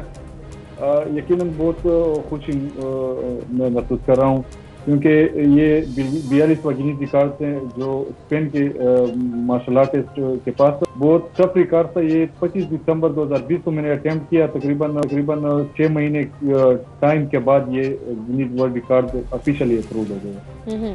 अच्छा, ये जो रिकॉर्ड आपने ब्रेक किया है बड़ा टफ लग रहा है, थोड़ा सा बताइएगा इस हवाले से। 100 पाउंड वजन कोई आसान बात नहीं है, उसके साथ पुशअप्स लगाना। बिल्कुल, इसके लिए बहुत ज़्यादा स्ट्रेंथ की ज़रूरत होती है। 100 पाउंड वजन बहुत ज़्यादा वजन होता है। जब आप इसके साथ पुशअप करते हैं तो इसके साथ काफ़ी डिफिकल्ट की महसूस होती है जब आप पुशअप करते हैं। तो एक तो टारगेट बहुत ज़्यादा होता है। 1 मिनट में 49 पुशअप रिकॉर्ड था और मैंने 55 किए जो सक्सेसफुली अप्रूव हो गए। टारगेट बहुत ज्यादा था और वेट भी काफी ज्यादा था, लेकिन अल्हम्दुलिल्लाह वो रिकॉर्ड आज मेरे पास। जबरदस्त जबरदस्त। तो इरफान, ये बताइएगा कि चूंकि हमने देखा है कि आपने पहले भी बड़े रिकॉर्ड तोड़े हैं और बहुत से ममालिक के रिकॉर्ड तोड़े, बरतानिया, इराक, स्पेन, इटली, फिलिपाइन के रिकॉर्ड्स भी आप तोड़ चुके हैं। भारत के भी काफ़ी रिकॉर्ड्स आपने तोड़े। तो ये तैयारी इतनी ज़बरदस्त कैसे करते हैं कि आपने रिकॉर्ड तोड़ते चले आ रहे हैं? ये रिकॉर्ड के लिए तैयारी तो काफ़ी मेहनत करनी पड़ती है। 3 घंटे 4 घंटे डेली वर्कआउट करना पड़ता है, तब जाके एक रिकॉर्ड बनता है। कभी कभी 6 महीने 5 महीने भी एक रिकॉर्ड के लिए हमें वो टाइम देना पड़ता है। काफी डिफिकल्ट होते हैं रिकॉर्ड, लेकिन ये कि एक पैशन है, एक जज्बा है, तो उसी के थ्रू अल्हम्दुलिल्लाह मैं रिकॉर्ड तोड़ता जा रहा हूँ। बिल्कुल। और इरफान, आपकी एकेडमी से और आपके सीखे हुए लोग जो हैं, बच्चे खास तौर पर, वो भी रिकॉर्ड बना रहे हैं और हम अक्सर जो है वो उनसे भी बात करते हैं और उनके रिकॉर्ड्स को भी ऑब्वियसली उनको अप्रिशिएट करते हैं। अब आगे आपका क्या टारगेट है? अगला कौन सा ऐसा रिकॉर्ड ब्रेक करना है जिसकी आप तैयारी कर रहे हैं? रिकॉर्ड कुछ मेरी कोशिश है कि मैं कम टाइम में सबसे ज्यादा 50 टारगेट मैंने बनाए वो कम टाइम में मैं अचीव कर सकूं। और कुछ स्टूडेंट्स है उनको भी ट्रेनिंग में दे रहा हूँ। उम्मीद है कि वो भी इंशाल्लाह गिनीज वर्ल्ड रिकॉर्ड में अपना नाम दर्ज करवाएंगे। ज़बरदस्त ज़बरदस्त। इरफान, जिस तरह से आपने कहा कि आपका टारगेट है ये कि 50 रिकॉर्ड आपने जल्द से जल्द बनाने हैं, तो ये बताइएगा कि आप चूँकि आपकी एकेडमी चलाते हैं, आपने इस चीज़ को बड़े करीब से देखा है, पाकिस्तान में मार्शल आर्ट को लेकर क्या मसाइल हैं जिनकी निशानदेही आप करना चाहेंगे? इश्यूज़ क्या हैं ट्रेनिंग के हवाले से या सपोर्ट के हवाले से? पाकिस्तान में बदकिस्मती भी आप समझ सकते हैं कि यहाँ पे मार्शल आर्ट्स बाकी जो वर्ल्ड लेवल पे जिस तरह उनको सपोर्ट किया जाता है पाकिस्तान में नहीं किया जाता। 42 गिनीज वर्ल्ड रिकॉर्ड से स्पोर्ट्स डिपार्टमेंट जो डीजी स्पोर्ट्स है केपी या पाकिस्तान लेवल पे उनको देखे कि अभी तक एप्रिसिएशन लेटर मुझे नहीं दिया, एक एप्रिसिएशन कॉल उन्होंने नहीं की। तो काफ़ी मसाइल होते हैं जब आपको कोई सपोर्ट नहीं हो, आपको प्रॉपर जो इक्विपमेंट हो वो अवेलेबल नहीं हो, तो इससे काफ़ी मसाइल फेस करने पड़ते हैं। बिल्कुल सही कह रहे हैं आप, काफ़ी मसाइल फेस करने पड़ते हैं। और कोविड की वजह से कितना मुतासर हुआ कि अब सब कुछ ऑनलाइन भेजना पड़ता है, ऑनलाइन करना पड़ता है और बाकी चीज़ों को भी देखना पड़ता है। बिल्कुल, ये कोविड की वजह से तो हमारी एकेडमी बंद थी, हमारा जो गेम था वो काफ़ी मुतासर हुआ है, जो मेरी प्रैक्टिस थी वो भी काफ़ी इसकी वजह से मुतासर हुई है। तो अभी कोशिश है कि ये कोविड की वजह से एकेडमी जो जिम है तो फीस के थ्रू फिर दोबारा ओपन हो जाए तो हम अपनी प्रैक्टिस दोबारा इंशाल्लाह जी आप दोबारा से प्रैक्टिस शुरू करेंगे, दोबारा से कई रिकॉर्ड आपने तोड़ने हैं, अभी आपका सफ़र इंशाल्लाह जारी रहेगा। बहुत शुक्रिया इरफान महसूद, आप हमारे साथ मौजूद थे और आपने गुफ्तगू की ओवरऑल। और एक बात इनकी ठीक है कि पाकिस्तान में मार्शल आर्ट जो है उतना पसंदीदा नहीं है शायद लोगों के लिए, लेकिन इसको करना चाहिए क्योंकि दुनिया में इसकी बहुत सी ज़बरदस्त गेम्स हैं, इतने मुकाबले होते हैं। अगर इरफान महसूद इस पर काम कर रहे हैं, वो अपनी एकेडमी चलाकर पाकिस्तान का नाम रोशन कर रहे हैं, अगर पाकिस्तान गवर्नमेंट की सपोर्ट मिल जाए तो हम कहाँ तक जा सकते हैं। बिल्कुल, और पाकिस्तान को ये सोचना चाहिए कि हमारा फायदा इसमें सॉफ्टवेयर इमेज है जो दुनिया भर के सामने आता है। दुनिया भर से लोग मार्शल आर्ट की इस फील्ड में पार्टिसिपेट करते हैं और अगर पाकिस्तान से नाम सामने आएगा तो डेफिनेटली आपके मुल्क की नामी होगी। इसी के साथ आगे बढ़ेंगे जी, आपको एक और खबर देंगे और ये अच्छी खबर है। फेसबुक ने अपनी पॉलिसी को थोड़ा सा रिवाइज किया और अब रिवाइज वो ये किया है कि अगर आप झूठी खबर या फॉल्स इंफॉर्मेशन फैलाएंगे किसी भी अकाउंट से, किसी भी पेज से या किसी भी ग्रुप पे, तो आपको ऑनलाइन शर्मिंदा किया जाएगा। ऑनलाइन शर्मिंदा इस तरह से किया जाएगा कि सिर्फ आपकी पोस्ट नहीं हटाई जाएगी बल्कि आपके बारे में बताया जाएगा। फेसबुक के मुताबिक जो अकाउंट्स गलत और गुमराह कुन मालूमात फैलाते हैं उनकी पोस्ट को हटाने की बजाय अब उन पर लेबल लगाकर सार्फिन को खबरदार किया जाएगा, क्योंकि झूठ पर मबनी पोस्ट डिलीट करना इस मसले का उनके मुताबिक मौसर हल साबित नहीं हुआ। बिल्कुल ठीक बात की है, बिल्कुल, और हमने भी इकट्ठे बात की है क्योंकि बात बाकी सिमन ऐसी है कि आपने सिर्फ वो पोस्ट डिलीट कर दी, लोगों की नजर से खत्म हो गई, लेकिन उस शख्स को सजा मिलनी चाहिए। आई रियली विश कि वो ऐसे करें, जैसे ब्लू टेक लिखा आता है ना, ऑथेंटिकेशन नजर आती है, वहीं पर आगे लिखा है छोटा सा फेक या पूरा एक स्टैंप लगी है उसके ऊपर के this is a fake post और फेक पेज और फेक ग्रुप। बड़ा अच्छा तरीका है, दैट्स अ गुड अच्छा आइडिया। और अब ये जी सिचुएशन ये है कि नोटिफिकेशन तब्दील करने का फैसला अब कर लिया गया है। फेसबुक इंतजामिया के मुताबिक जो सार्फिन जाली खबरें शेयर करते हैं उनके किसी भी किस्म की पोस्ट करने पर पाबंदी भी आयद कर दी जाएगी। तो ये मेरा ख्याल है बहुत बड़ा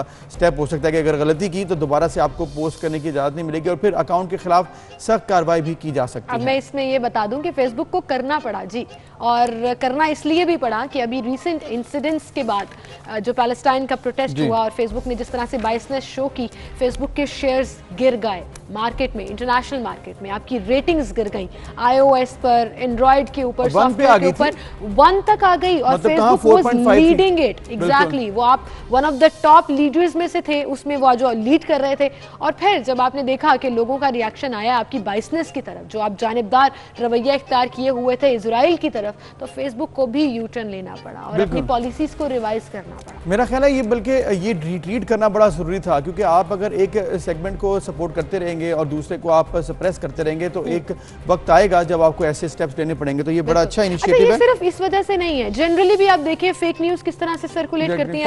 कोविड को लेकर कोविड के ऊपर कितनी ज्यादा मसला हुआ, सोशल मीडिया से फैली हैं, कोरोना वैक्सीन के हवाले से अभी रिसेंट जो एक 2 साल के अंदर आप मर जाएंगे अगर आप वैक्सीन लगाएंगे। भाई मैं और वो इतने बड़े साइंटिस्ट के नाम से मंसूब कर दी गई बात। अब वो साइंटिस्ट इतने बड़े हैं, इतने ट्रस्टवर्दी हैं, ठीक है उन्होंने वैक्सीन के खिलाफ बात की थी, लेकिन उन्होंने ये नहीं कहा था, उसमें बाद में बताना पड़ा। दुनिया भर में ये बात इतनी, फेसबुक में अगर ये चीज कोई मॉनिटरिंग नहीं होगी, कोई चेक नहीं होगा, तो फिर मेरे ख्याल में फेसबुक बहुत बड़ा एक प्लेटफॉर्म है, उसको चेक होना चाहिए। तो ये एक अच्छा इनिशिएटिव है, आपकी पकड़ भी होगी और इम्प्लीमेंटेशन भी होना तब है, मतलब ऐलान तो जल्दी से इम्प्लीमेंटेशन भी हो जाए। इसी के साथ पकड़ आपकी अब एक और तरीके से भी हो सकती है। होशियार हो जाए सब।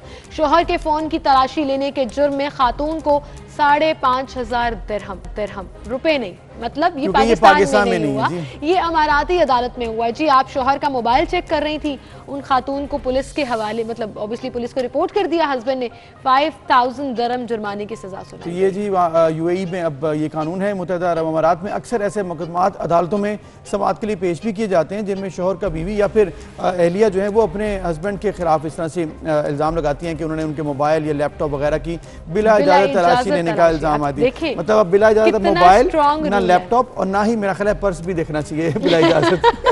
पर्स देखने में कोई हर्ज नहीं है, निकालना नहीं चाहिए। आप ये कहना चाह रहे हैं तो बातें फिर आगे खुल जाएंगी ना। इसलिए बेहतर है कि तमाम जो चीजें प्राइवेट होती हैं उनको प्राइवेट ही रहना चाहिए मियां बीवी मेरे ख्याल से। अगर ये रूल पाकिस्तान में हो तो माजरत के साथ हर बीवी को 5000 दिरहम जुर्माना हो रहा होगा यहाँ पे 5000, क्योंकि हम तो हक समझते हैं ना ये करना कि इट्स ओके, जरा मोबाइल दिखाएं। मेजॉरिटी में ऐसा होना है कि जुर्माना भी हस्बैंड को ही देना पड़ना है क्योंकि मामला ऐसे हैं।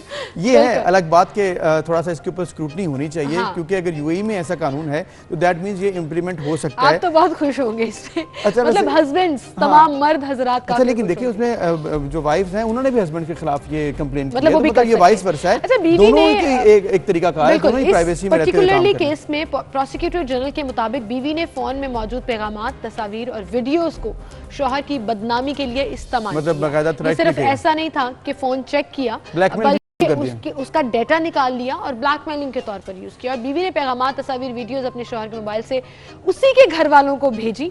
और ऑब्वियसली वो एक होता है ना, एक टैक्टिक होता है लड़ाई में मामला खराब गो अराउंड दैट लड़ाई कि आप कुछ एक स्टेप आगे जाना चाहते हैं। और बीवी ने शौहर की साख को इखलाकी और माली नुकसान पहुंचाने की कोशिश की और फिर जब उसने उसको सू कर दिया तो बीवी जो है वो जी। और अब ये अदालत बीवी पर 5500 दिरहम जुर्माना कर चुकी है। मीडिया रिपोर्ट्स के मुताबिक जी जज ने वकील और अदालत के अखराजात भी अहलिया को अदा करने का हुक्म सुनाया। तो ये तो थोड़ा सा एक मामला था कि लड़ाई हो गई थी दोनों के दरमियान और इसीलिए एक एक्सटेंड पे जाना पड़ा अदालत को। लेकिन एक वैसे भी एसओपी बनाना चाहिए, एक तरीकाकार होना चाहिए कि प्राइवेसी है, अगर आपके कोई मोबाइल है या लैपटॉप्स हैं या कोई आपके वॉलेट्स हैं तो उनको बिला इजाजत वैसे भी इस्तेमाल या देखना नहीं चाहिए। और अगर इससे बढ़ते हुए कहीं आप ब्लैकमेल कर रहे हैं तो फिर मामला मेरा नहीं होना चाहिए, नहीं होना चाहिए, बिल्कुल नहीं होना चाहिए। चलें आपके मुताबिक नहीं होना चाहिए, मेरे ख्याल में वैसे प्राइवेसी है। ये तो खैर this was a serious news जिसमें वो ब्लैकमेल करने की कोशिश की आगे चला गया ना। मैं वैसे भी जनरली कह रहा था कि जनरली क्या मतलब रात को आप सो रहे हैं, भाभी आपका फोन चेक कर रही होगी, क्या कर लेंगे? लेकिन आप क्या कर लेंगे? मतलब आप क्या करेंगे? पुलिस में जाकर रिपोर्ट मैं कह दूंगा ना करें। ऐसे नहीं होता, ट्रस्ट बिल्ड करना पड़ता है। ये बात है, ट्रस्ट जब आपका रहे तो फिर आपको जरूरत नहीं। लेकिन होता है ना मोबाइल और लैपटॉप लोगों को आदत होती है ऐसे देखने की, पासवर्ड देखने की या फिर कोशिश करते हैं, तो ये नहीं होना चाहिए। प्राइवेसी है, प्राइवेसी ही रहने देना चाहिए, प्राइवेसी इंटैक्ट रहनी चाहिए। लेकिन इट्स ओके, आपका ट्रस्ट अगर बिल्ट इन है तो इसका कोई फर्क नहीं पड़ता। एनीवेज जी हम एक ब्रेक की तरफ जा रहे हैं, एक छोटी सी ब्रेक लेते हैं, ब्रेक के बाद दोबारा हाजिर होंगे, आप हमारे साथ रहिए।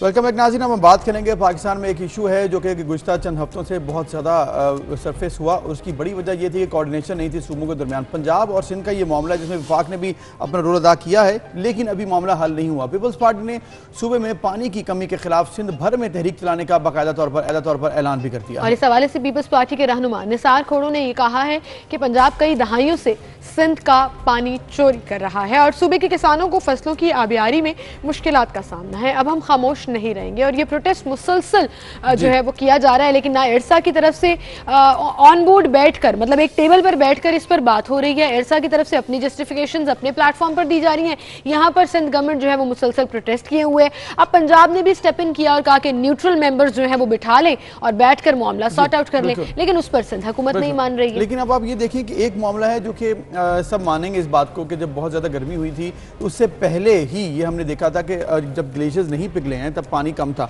लेकिन जैसे ही गर्मी में इजाफा हुआ तो ग्लेशियर्स ने पिघलना शुरू कर दिया और पानी का जो वॉल्यूम है वो बढ़ गया। तो एक चीज़ तो ये सबको माननी पड़ेगी कि पानी कम था, ऑलरेडी पीछे से ही कम आ रहा था, लेकिन अब चूंकि पानी जितना भी अवेलेबल था उसको कैसे आपने मैनेज किया, उसको कैसे आपने डिवाइड किया। अगला सवाल ये आता है कि सिंध और पंजाब में जो डिवीजन थी पानी की, जो कि एक एलोकेटेड कोटा है, क्या उसके तहत मिला? अब पंजाब ये क्लेम कर रहे हैं कि जी हमारे पास 40% कम था, सिंध के पास 99% कम था, लेकिन जो सिंध है वो ऐसे क्लेम नहीं कर रहे हैं। उनके मुताबिक टोटली ऑपोजिट फिगर्स आ रहे हैं। अब ये इसमें हकीकत क्या है या फसाना क्या है, ये तो एक अलग मामला है। बात यह है कि मैनेजमेंट नहीं है और कोऑर्डिनेशन नहीं है, ये ही सच है। बिल्कुल, इस पर हम बात करेंगे। पीपल्स पार्टी से सेनेटर ज्ञान चंद हमारे साथ मौजूद हैं, उन्हें हम खुशामदीद कहेंगे। अस्सलाम वालेकुम सेनेटर।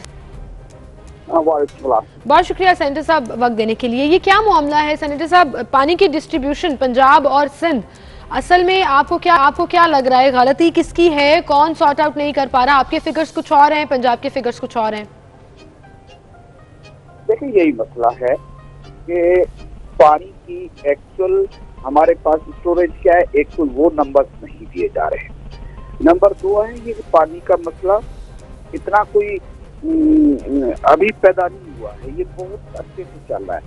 फाइनली 1991 में एक जो भी मुआहदा सिंध को कबूल नहीं था, एक मुआहदा हुआ, फिर उस पर एक वजारती कमेटी बिठाकर अपनी मर्जी के फैसले करने इन्होंने शुरू कर दिए जो सिंध को कबूल नहीं है, न थे, न ही होंगे। क्योंकि जब पानी की जरूरत सिंध को होती है तो पानी चला जाता है उस फ्लड कैनाल में, जहलम फ्लड कैनाल में चला जाता है, तल कैनाल की तरफ चला जाता है और सिंध की जमीनें सूखना शुरू हो जाती हैं। और कुछ जैसे ही कुछ गर्मी बढ़ती है, ज्यादा कुछ पानी बढ़ना शुरू हो जाता है और पंजाब की जरूरतें पूरी हो जाती हैं, तो फिर ये पानी छोड़ना शुरू करते हैं। ऐसा कौन होता है? हम गुलाम तो नहीं है। ऐसा कौन होता है कि डिसाइड करे कि कब इनको पानी देना है? ज्ञानचंद साहब, यहाँ पर मामला ये है कि इरसा ने चूंकि मॉनिटरिंग तो करनी है, वो मामले को देख रहा है, अब उसका जिम्मेदारी तो इरसा की भी है कि वो आपके साथ पंजाब के साथ बैठकर, सिंध और पंजाब के साथ यानी कि बैठकर मामला हल करे। इरसा की जिम्मेदारी कहीं ना कहीं पर तो है ना, क्योंकि उसने ही मैनेज करना है। मैं बिल्कुल एग्री करता हूँ, इसका बना ही मॉनिटरिंग के लिए है, लेकिन वो अपनी ड्यूटी नहीं कर रहा है। इरसा कई कमेटीज में हमारा शोर हुआ है, कई कमेटीज में बात हुई है। टेलीमेट्री सिस्टम है जो बनता नहीं है, तो हम एटमी पावर तो बन गए लेकिन टेलीमेट्री सिस्टम नहीं लग रहा है। क्यों नहीं लग रहा है? यही तो क्वेश्चन है कि इरसा, जब टेलीमेट्री सिस्टम एक ऐसा सिस्टम है जिसमें रियल टाइम आपको पता चलता है पानी कितना पानी आ रहा है, बिल्कुल ठीक, तो उस पे तो काम नहीं हो रहा है। हर दफा यही होता है, हर मई से जून में जब वाइट सीजन होती है सिंध में, तो सिंध के लोग प्रोटेस्ट पे होते हैं। ये नहीं है कि कोई यहाँ पे पॉलिटिक्स हो रही है। आप हमारे कलोई की तरफ आए और बदीन की तरफ आए, अभी आप सत्ता पूरे की तरफ आए, ऊपर किसी पानी की शदीद कमी है यहाँ, लेकिन यहाँ के तो पीने का पानी नहीं पहुँच रहा है। तो ये है कि एक सिस्टम के तहत एक ज्ञान साहब, ये तो चले, आपकी बात बिल्कुल बजा है और आपकी डिमांड भी बिल्कुल बजा है कि टेक्नोलॉजी में हम इतने आगे जा रहे हैं तो इन चीजों को टेक्निकली और टेक्नोलॉजी के जरिए क्यों नहीं हल किया जाता। लेकिन अभी फॉर नाउ इस मसले का हल क्या है? क्या न्यूट्रल मेंबर्स को बिठाकर आप समझते हैं कि मामला सॉर्ट आउट हो जाना चाहिए? क्योंकि जहां आप क्लेम कर रहे हैं वहीं पर पंजाब भी क्लेम कर रहा है कि उसको पानी कम मिला है, लेकिन फर्क सिर्फ इतना है कि पंजाब उस तरह से प्रोटेस्ट नहीं कर रहा है। देखिए नहीं, देखिए एक हमारे वहाँ एग्रीमेंट मौजूद है, 1991 का एग्रीमेंट। बात यह है कि जिस एग्रीमेंट पे हम प्रोविंसेस हैं, सब प्रोविंसेस ने किया है, वो भी सिंध को उस पर रिजर्वेशन है, लेकिन वो एक एग्रीमेंट किया हुआ है, उस पर अमल किया जाए, उसके मुताबिक पानी सूबों को दिया जाए। कभी कम है, कभी ज्यादा है, लेकिन एक रिटन मुआहदा हुआ है सूबों के बीच में पानी के सिलसिले में। उस पे जब तक अमल नहीं होगा, कोई न्यूट्रल मॉनिटर बैठाना, ये करना, यहाँ पे गलत फिगर्स दिए जाते हैं, जिसके लिए टेलीमेट्री सिस्टम की बड़ी डिमांड है। ठीक है, आपकी बात ठीक है। ज्ञानचंद साहब, एक और मामला, आपने कहा कि रैली मीटिंग सिस्टम होना चाहिए, आई एग्री। हम मामले को देख रहे हैं कि ये ओवरऑल सॉर्ट आउट करने की कोशिश दोनों ही कर रहे हैं, सिंध भी पंजाब भी, लेकिन ऐसा लग रहा है कि मामला हल हो नहीं पा रहा। ये कल भी मामला चला था कि न्यूट्रल नुमाइंदे बैठने के लिए कहा गया, इरसा ने भी कहा कि न्यूट्रल नुमाइंदे आ जाएं, लेकिन सुहेल अनवर सयाल साहब ने कहा कि नहीं, ऐसा नहीं हो सकता। आपको क्या लगता है कि जब न्यूट्रल नुमाइंदे आएंगे तो उससे क्या प्रॉब्लम आएगी? अनवर सयाल साहब जो है, सुहेल अनवर सयाल साहब, उन्होंने क्यों इनकार किया? बल्कि हो सकता है मामला हल हो जाए, जैसे मैंने अभी ऑलरेडी इस पर आपसे पूछा भी। देखिए, एक तो बात है कि पंजाब नहीं मान रहा है, ये बात सही नहीं है कि पंजाब उन बातों पे आ रहा है। हमारा मिनिस्टर तो जो प्राइम मिनिस्टर ने मीटिंग, उस पर जब प्राइम मिनिस्टर मीटिंग करते हैं, किसी एग्रीमेंट पे नहीं पहुंचते हैं, तो आखिर इस मसले का हल क्या है? हमारा ऐसा का मेंबर है, उसकी बेइज्जती की जाती है, वो चेयरमैन करता है, कैसे ट्रस्ट पैदा होगा? फैक्ट्स और फिगर्स और हमारा एग्रीमेंट, उस पर अमल करने की जरूरत है। टेलीमिस्ट्री सिस्टम लग नहीं सकता ये बात नहीं है, लगाया नहीं जा रहा है, ये बदनीयती है। क्योंकि पानी की जब जी आपने कहा कि बदनीति है, सिस्टम लगाया नहीं जा रहा, लेकिन ज्ञान साहब बात वही है कि अभी फॉर नाउ इस साल इस महीने जो अभी प्रोटेस्ट चल रहा है इसको कैसे सॉर्ट आउट करना है। लॉन्गर रन में तो पार्लियामेंट में भी लेके जाया जा सकता है ये मामला, उसको सॉर्ट आउट कराया जा सकता है ज्यादा पुश करके। अब वजीर आला पंजाब ने जैसे कहा कि आप नुमाइंदे भेज दें, चेक करा लें पानी का लेवल और पानी की चीजें, उस पर भी इनकार किया सिंध ने।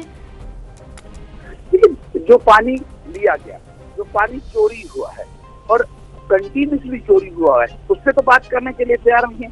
पानी की जब अब कहते हैं कि आप आ जाओ, ये सिस्टम तो जब हमारे एक कमेटी बनेगी, न्यूट्रल नुमाइंदे जाएंगे, पहुंचेंगे, ये करेंगे, तब तक पानी की पोजीशन बेहतर हो जाएगी, गर्मियां हो जाएंगी और फिर पानी पहुंचना शुरू हो जाएगा, इश्यू सेटल हो जाता है। हर साल इसी तरह से होता है। असल बात है कि जिस टाइम पे क्या ज्ञान साहब, क्या सिंध के पास सबूत है कि पानी चोरी हुआ है? मतलब अगर वहां गए नहीं, देखा नहीं, जबकि बलूचिस्तान और केपीके के नुमाइंदे गए और उन्होंने इत्मीनान का इजहार किया, तो आप लोग के पास क्या सबूत है कि पानी चोरी ही हुआ है? देखिए, कंटिन्यूसली पार्लियामेंट्री कमेटीज जो हैं, एक तो रेगुलर कमेटीज हैं, एक स्पेशल कमेटीज बनाकर उस पर ब्रीफिंग ली जाती हैं। तो हर साल सामने तो वही चीजें आती हैं, यही जो है बात चलती रहती है, पानी नहीं है हम ठीक कर रहे हैं, लेकिन सिंध के अंदर बैठकर आप देखेंगे तो पानी मौजूद नहीं है। वहां से अगर पानी आता है उससे भी हमारे क्वेश्चन हैं। ज्ञानचंद साहब, आपकी बात बिल्कुल ठीक है। ग्राउंड रियलिटी ये है कि पानी नहीं है, क्यों नहीं है इसकी इन्वेस्टिगेशन होनी चाहिए, चाहे चोरी हुआ चाहे मिसमैनेज हुआ। अब फौरी ये 3 जून और फिर 5 जून ठट्ठा और बदीन में मुजाहरे होंगे, 15 जून को कराची में एहतजाज किया जाएगा, पीपल्स पार्टी ने ऐलान कर दिया है। क्या यही हाल है कि एहतजाज करना है, मुजाहरे करने हैं, या फिर कोई टेबल पे बैठकर मामला हल करना है, क्योंकि इससे आवाम मुतासर हो रही है? देखिए, जब सुना नहीं जा रहा है, जब फैक्ट पे बात नहीं हो रही है, हमारे यहाँ इर्सा मौजूद है और इर्सा की ये रवैया हो के एक प्रोविंस जो लोअर राइपेरियन है उसके नुमाइंदे को बेइज्जत किया जाए, हमारा मिनिस्टर जाता है, उसको रीजनेबल कोई जवाब ना दिया जाए, तो एहतजाज की सिवा बच्चा क्या है? हम तो नहीं सर चाहते कि एहतजाज हो। 1991 का एक एग्रीमेंट है जो बुनियाद है, उस पे अमल किया जाए। ठीक है, इसके अलावा कोई हल है? उस पर चेक रखने के लिए टेलीमेट्री सिस्टम है, वो फौरी तौर पे भी लगाया जाए। बिल्कुल ठीक, वो फौरी तौर पर लगाया जाए और सिस्टम को अपग्रेड किया जाए ज्ञान साहब। लेकिन प्रोटेस्ट के अलावा भी, क्योंकि ये एक प्रैक्टिकल मसला है, ये कोई पॉलिटिकल इशू नहीं है, और किसानों को और सिंध के अवाम को रिलीफ देने के लिए आई थिंक आपको भी ऑन टेबल आना पड़ेगा।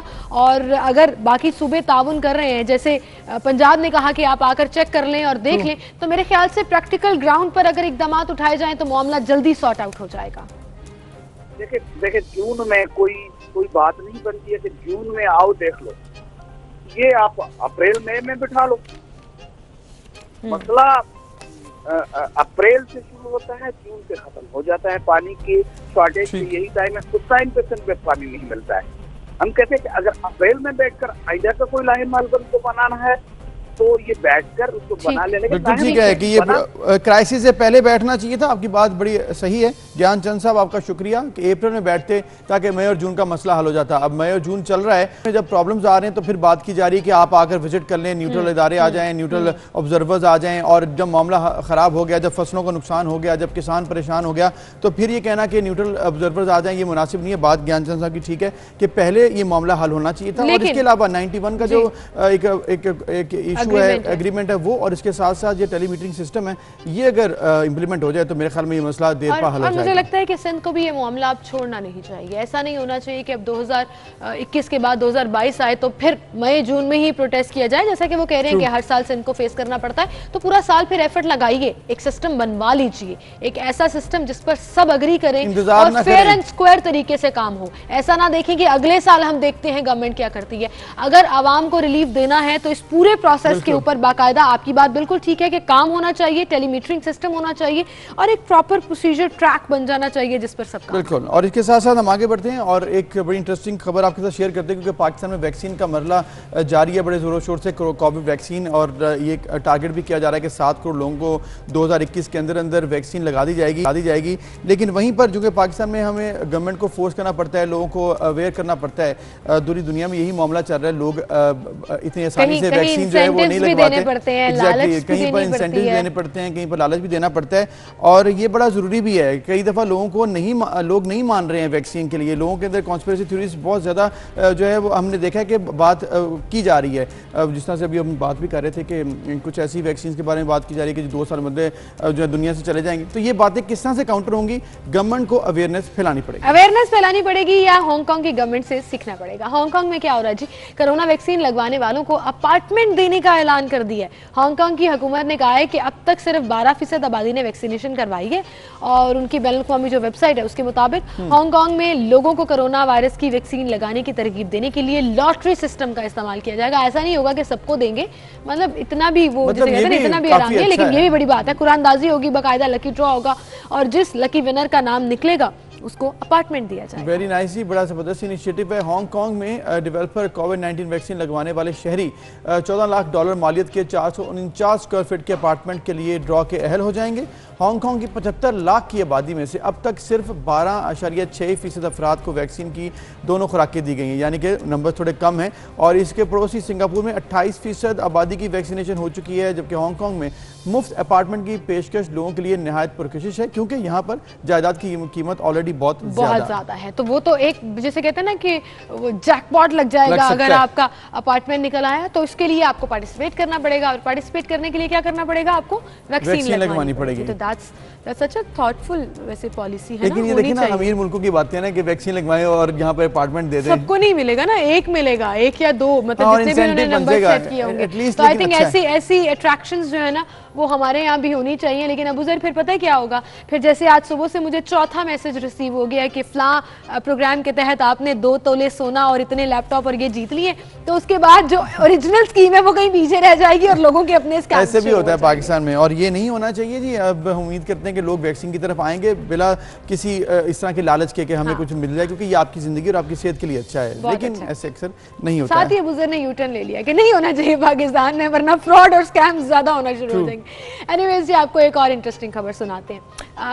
अक्सर हमने ये सुना है कि एक मुहावरा इस्तेमाल किया जाता है उर्दू में, बगला भक्त। कभी सुना है आपने? नहीं, मैंने नहीं सुना। बगला भक्त एक ऐसे शख्स को के बारे में कहा जाता है जो बड़ा मीसना, बड़ा मक्कार, मतलब दिखने में कुछ और असल में कुछ और होता है। और अब एक्चुअली ये जो वीडियो आप देख रहे हैं ये एक बगले की है जो अफ्रीका में पाया जाता है। मतलब अगर हम यहाँ पर किसी को देखें, अक्सर हमारे यहाँ पर लोग पाकिस्तान में ये बड़ी एक कसीर तादाद में पाए जाते हैं, तो बगला भक्त कह देंगे उसको, यार बगला भक्त है, तो उसको समझ भी नहीं आएगी, फिर जाके डिक्शनरी में देखता रहेगा क्या मतलब है। नहीं, वैसे समझ आ जाएगी, बहुत लोगों को वैसे पता भी होता है। बगला भक्त, अब किसी को कह मत दीजिएगा, वो आपसे लड़ पड़ेगा। मतलब एक काला बगला है जी ये इस वीडियो में जो आप देख रहे हैं, और ये अपनी शिकार के लिए जो बगले मछलियां खाते हैं, तो मछलियों को धोखा देकर बाकायदा शिकार करता है। अच्छा, तो बिल्कुल अब ये जिस तरह के वीडियो में मैं देख रहा हूँ, ये अपने परों को खास तरह से मोड़कर छतरी जैसी शक्ल इख्तियार कर रहा है जी।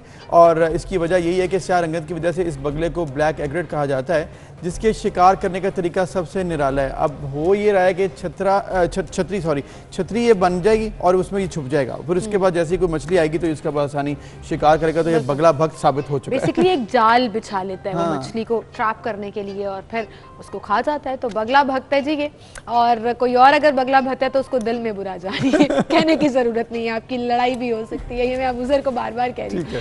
एनीवेज जी, ये तो थी लाइटर नोट की खबरें जो हमने आपके साथ शेयर की। एक छोटी सी ब्रेक की तरफ चलते हैं।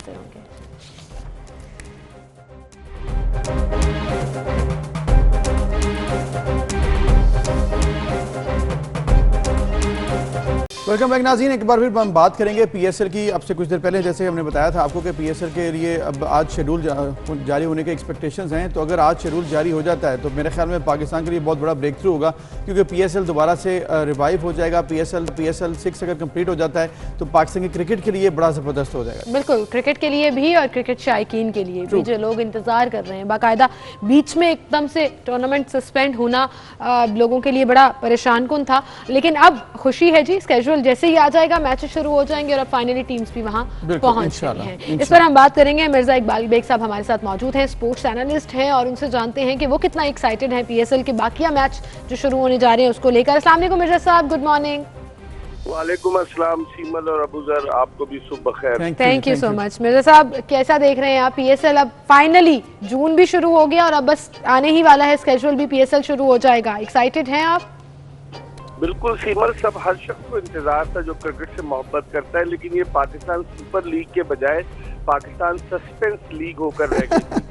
ये सस्पेंस खत्म होने का नाम ही नहीं ले रहा था। होगी नहीं होगी, वीजे आ गए नहीं आ गए, खिलाड़ी जाएंगे नहीं जाएंगे, जो ब्रॉडकास्टिंग स्टाफ है वो आएगा, उसको वीजे मिलेंगे नहीं मिलेंगे, इतनी सारी चीजें हैं कि बहुत एक मैस सा मचा हुआ था पाकिस्तान क्रिकेट बोर्ड की जानिब से। लेकिन शुक्र है कि आज सरफराज और दीगर 6 खिलाड़ी चले गए। सुना है कि वो जो ब्रॉडकास्टिंग का स्टाफ है वो भी पहुंचने वाला है। इनको विज ऑपरेटर्स की जरूरत थी और विज ऑपरेटर्स इतने एक्सपर्ट नहीं थे, इन्होंने फिर उनको इंडिया से बुला रहे थे, तो उसकी वजह से डिले हो रहा है। लेकिन आज तवक्को है कि शेड्यूल आज ये जो है पाकिस्तान क्रिकेट बोर्ड अनाउंस कर देगा पीएसएल के बकिया मैचेस का। अब देखते हैं शेड्यूल में क्या होता है, क्योंकि पाकिस्तानी क्रिकेट टीम को रवाना होना है इंग्लैंड। 22 जून को पाकिस्तानी टीम को रवाना होना है इंग्लैंड। तो अब देखते हैं कि पाकिस्तानी क्रिकेट बोर्ड किस तरह का शेड्यूल तरतीब देता है ताकि ये मैचेस जो है वो बहुत से खूबी अपने काम को पहुंच सके। आपने जिक्र किया कि कंफ्यूज से गई सस्पेंस लीग थी, लेकिन इस मौके पर इस सिचुएशन में जब कोविड था तो यूएई की गवर्नमेंट ने भी ताउन किया, फिर पाकिस्तान की गवर्नमेंट की तरफ से जो कोशिशें की गई हैं, फिर साउथ अफ्रीका से स्टाफ आ रहा है, भारत से स्टाफ आ रहा है, ये तमाम चीज़ें इस दौरान फिर इंटरनेशनल क्रिकेटर से सारों से कोऑर्डिनेट करके लेके आना, आपको नहीं लगता कि बड़ा मुश्किल टास्क था जो अल्हम्दुलिल्लाह हो गया? अबूज़र, था तो मुश्किल टास्क, लेकिन आपके पास प्लान ए के बाद प्लान बी भी होना चाहिए। पहले इन्होंने अनाउंस कर दिया कि 1 जून से कराची में होगी और 23 मई से खिलाड़ी जो है क्वारंटीन में चले जाएंगे। लेकिन फिर उसके बाद लगता ये है कि फ्रेंचाइजीज भी यही चाहती थी कि लीग मुत्तहिदा अरब अमारात में हो। इन्होंने अबू धाबी का इंतखाब किया दुबई के बजाय, जहाँ कवानीन खासे सख्त है। वो मुत्तहिदा अरब अमारात का दारुल हुकूमत है और वहाँ कोविड के हवाले से बड़ी सख्ती है। तो वो मसला इनको पहले सोचना चाहिए था, लेकिन देर आयत दुरुस्त आयत इसमें पाकिस्तान क्रिकेट बोर्ड की नाअहली भी नजर आती है, क्योंकि पाकिस्तान क्रिकेट बोर्ड के 7 ऑफिशियल 11 मई से मुत्तहिदा अरब अमारात में मौजूद है, वो निगोशिएट कर रहे थे। 2 और पहुंच गए तो 9 टोटल हो गए। लेकिन इतने दिन तक समझ लीजिए 11 मई से आज 1 जून हो गया, 20-21 दिन हो गए। अब कहीं जाके डस्ट जो है वो सेटल हो रही है। अल्लाह करे ये हो सके। बिल्कुल सही। और एक बात आपकी बिल्कुल ठीक है मिर्जा साहब, पीसीबी खुद कंफ्यूजन का शिकार रही। असल में मसला मीडिया की तरफ से नहीं आता। ये लोग तो बड़े आराम से कह देते हैं जी मीडिया ने गलत खबर दे दी, मीडिया ने रूमर्स दे दी, मीडिया ने कंफ्यूजन फैला दी। असल में तो पीसीबी खुद कंफ्यूज होता है। अगर वक्तन फवक्तन मीडिया को अपडेटेड रखें, चाहे चेंज इन प्लान्स हो या प्लान अकॉर्डिंगली जा रहे हो, मीडिया को अपडेट रखें तो वही खबर आएगी। अब जैसे स्केड्यूल के लिए इतना बड़ा हवा बना लिया कि जैसे पता नहीं क्या कोई बड़ी सीक्रेट चीज है जो वो रिवील नहीं करना चाहते। अब स्केड्यूल का इंतजार किया जा रहा है, पता नहीं लग रहा कब आना है। बड़ा आपने सही पॉइंट रेज किया सीमल, ये इन लोगों की जिम्मेदारी थी। पहले तो अगर विमेन ट्रायल होते हैं, कई ट्रायल होते हैं, जरा सी खबरें पाकिस्तान क्रिकेट बोर्ड का बिल्कुल वेरी ट्रू प्रेस रिलीज की सूरत में देता है। लेकिन ये इतना बड़ा इवेंट है, अगर आप कुछ नहीं बताएंगे तो फिर अफवाहें जन्म लेंगी। आपको चाहिए कि क्लैरिटी आप बिल्कुल लेकर आए, बताएं ये हो रहा है, ये नहीं हो रहा, बस इससे अलावा और क्या कर सकते। लेकिन समझ में नहीं आता इन्होंने क्यों खुफिया मतलब अभी भी आप देखें ऐसे सीक्रेट बनाया हुआ है जैसे पता नहीं किसी ने कॉपी कर लेना है उनको कि स्केड्यूल अनाउंस नहीं कर रहे हैं। बिल्कुल आपने सही कहा, लेकिन स्केड्यूल तो इसलिए अनाउंस नहीं कर रहे कि ब्रॉडकास्टर्स जब आ जाएंगे जिन्होंने टेलीविजन, असल तो मसला टेलीविजन का है ना कि ये मैचेस लाइव दिखाने, जिससे स्पॉन्सरशिप मिलेगी टीमों को भी और पीसीबी को भी पैसे मिलेंगे टेलीविजन की मद में, उसकी वजह से ये डिले हो रहा है। बिल्कुल बिल्कुल मिर्जा साहब, अब जैसे कि आपने कहा कि अब डिले तो हो गया, अब इसके बाद जब स्टार्ट होगा 22 से पहले खत्म भी करना है तो शायद मैचेस भी थोड़े से कम होंगे। जो कि शेड्यूल के मुताबिक 20 हैं, लेकिन शायद कम हो, भी कंफर्म नहीं है। अक्सर क्रिकेट में हमने देखता है जब इंटरनेशनल मैचेस होते हैं तो चाय का वक्फा जब होता है उसके बाद कुछ ना कुछ होता है, या छक्का लगता है या फिर कोई आउट होता है। अब यहाँ पर लंबा सा वक्फा है PSL में, आपको क्या लगता है जो मोमेंटम था वो दोबारा से रीगेन करते हुए टीमों को अपनी परफॉर्मेंस दोबारा से वहीं से शुरू हो जाएंगी या नहीं? बिल्कुल आपने सही कहा अबूजर, 4 मार्च को ये लीग मुलतवी हुई थी। अब अंदाजा लगाएं तकरीबन अप्रैल मई जून तीसरा महीना शुरू हो रहा है, तो इनका मोमेंटम तो टूट जाएगा और फिर खिलाड़ी इस दौरान गुज़िश्ता 8-10 दिन से जिस ज़हनी अज़ियत से दो चार है वो भी उनकी कारकर्दगी पर असरअंदाज होगी। तो अब देखते हैं कि पाकिस्तान क्रिकेट बोर्ड इस हवाले से क्या करता है, लेकिन इनके पास एक दो ऑप्शंस हैं। इन्हें तो 23 जून को रवाना होना है, तो एक सजेशन ये भी थी कि शायद लीग को सिंगल लीग की बुनियाद पर असर 9 कराया जाए, जिसमें 6 टीमों को 2 ग्रुप्स में रखा जाए, फिर हर ग्रुप से 2-2 टीमें सेमीफाइनल के लिए आए।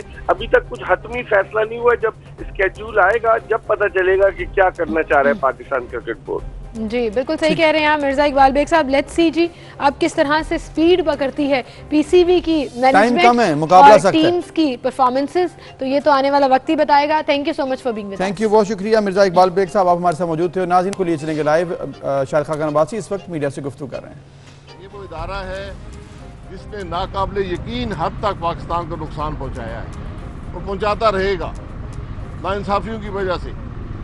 ये वो इदारा है जिसको करप्शन नजर नहीं आती, ये वो इदारा है जो सियासत खेल रहा है। ये सुप्रीम कोर्ट कह चुका है। आज भी आप देख लें, सैकड़ों अरब के करप्शन के केस इस हुकूमत के नैब को नजर नहीं आते।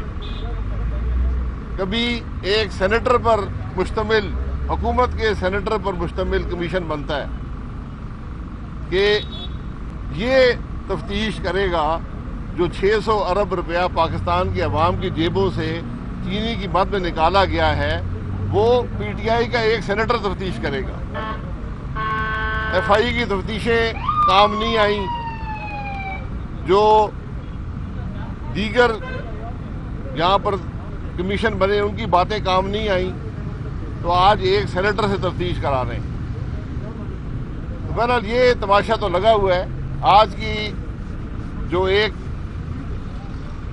और कोशिश है मुल्क में इलेक्शन में धांधली करने की, जो आज़ाद कश्मीर का इलेक्शन है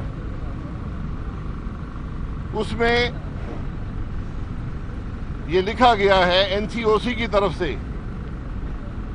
आज़ाद कश्मीर के चीफ इलेक्शन कमिश्नर को कि आप इलेक्शन 2 महीने मुलतवी कर दें।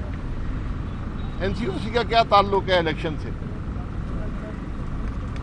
ये एक मिली भगत है धांधली के लिए। वही चीज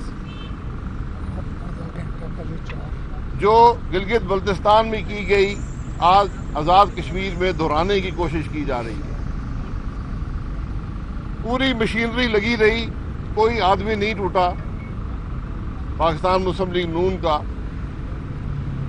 3 दिन पहले शाहिद खान अब्बासी इस वक्त मीडिया से गुफ्तगू कर रहे हैं और उन्होंने कहा कि जहां पर हुकूमत के ऊपर उन्होंने कई इल्जामात लगाए, वहीं पर उन्होंने कहा कि आइंदा आने वाले दिनों में आज़ाद कश्मीर में जो इलेक्शन हो रहा है उसके ऊपर भी उन्होंने शक है, और बल्कि वो यकीन से कह रहे थे कि इसमें भी धांधली होगी, तो फिर एक दफा फिर ये मामला उठने जा रहा है। अब तो ये सिचुएशन हो गई है कि इलेक्शन अभी हुए नहीं है, रिजल्ट आए नहीं है, पहले ही धांधली कह रहे हैं। लेकिन चलें कोई बात नहीं, अपोजिशन का काम भी सियासत करना होता है और वो कर रहे हैं। बहरहाल वहीं पर गवर्नमेंट का काम होता है थोड़ा सा अकोमोडेट कर लेना अपोजिशन को, वो नहीं कर रही है, तो ये सिलसिला तो चलता ही रहता है। लेकिन इसके साथ साथ आज के दिन की मुनासिबत से एक और दिन चूंकि आज सेलिब्रेट किया जा रहा है, इंटरनेशनल मिल्क डे है जी आज, और पाकिस्तान दूध पैदा करने वाला दुनिया का 4था बड़ा मुल्क है और दूध की तलब पूरी करने के लिए मिलावट की शिकायत भी यहाँ पर बिल्कुल अक्सर हम देखते हैं कि केमिकल से तैयार दूध इंसानी सेहत पर इंतहाई मुज़र असरात भी पैदा करता है। दूध की अहमियत के आलमी दिन पर हमने एक रिपोर्ट तैयार की है फसीलुल्लाह की मदद से, वो आपको दिखाते हैं। इंसानी जिस्म की 50% हयातियाती ज़रूरियात दूध से मिलती हैं। दूध हमारी खुराक का एक अहम जुज़ है और हर साल 1 जून को इसका आलमी दिन मनाया जाता है। 1 जून को दूध की अहमियत का आलमी दिन मनाने का मकसद खुराक में दूध की अफादियत और इसकी पैदावार बढ़ाने के लिए अवामी शऊर उजागर करना है। रिपोर्ट के मुताबिक पाकिस्तान दुनिया भर में दूध की पैदावार में 4थे नंबर पर है।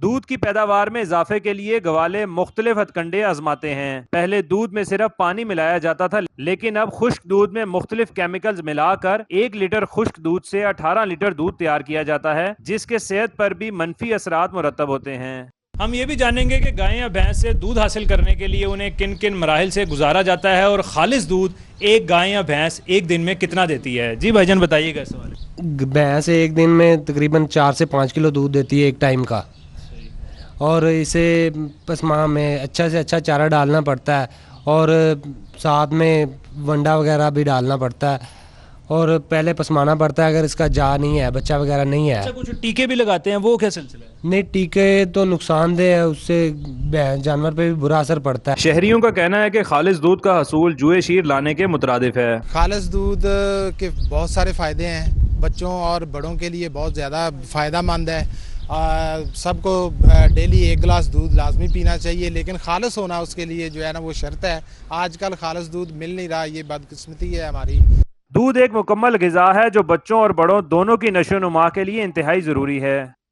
वैसे तो खालिस दूध शहरों में नायाब होकर रह गया है, लेकिन अगर मिल जाए तो ये ना सिर्फ आपकी हड्डियों को मजबूत बनाएगा बल्कि कैल्शियम और प्रोटीन की भारी मिकदार आपके जिस्म का हिस्सा भी बन जाएगी। कैमरामैन अंजुम शहजाद के साथ फसीउल्लाह, लाहौर। रिपोर्ट तैयार किया है फसीउल्लाह ने, और इस रिपोर्ट में एक बात बड़ी ज़बरदस्त सिमल के उसमें कहा गया कि दूध पीना सबके लिए बड़ा ज़रूरी है, आलमी दिन है, लेकिन उसमें ये ज़रूरी है कि वो खालिस हो। तो पाकिस्तान में खालिस दूध बड़ी कम मिकदार में मिलता है, तो इसके लिए गवर्नमेंट को चाहिए कि ये केमिकल मिले दूध और ये जो मिलावट माफी है इसके खिलाफ सख्त एक्शन ले, और ये जो सेहत के साथ खिलवाड़ हो रहा है ये नहीं होना चाहिए। बिल्कुल। इसी के साथ एक ब्रेक लेते हैं, फिर आएंगे।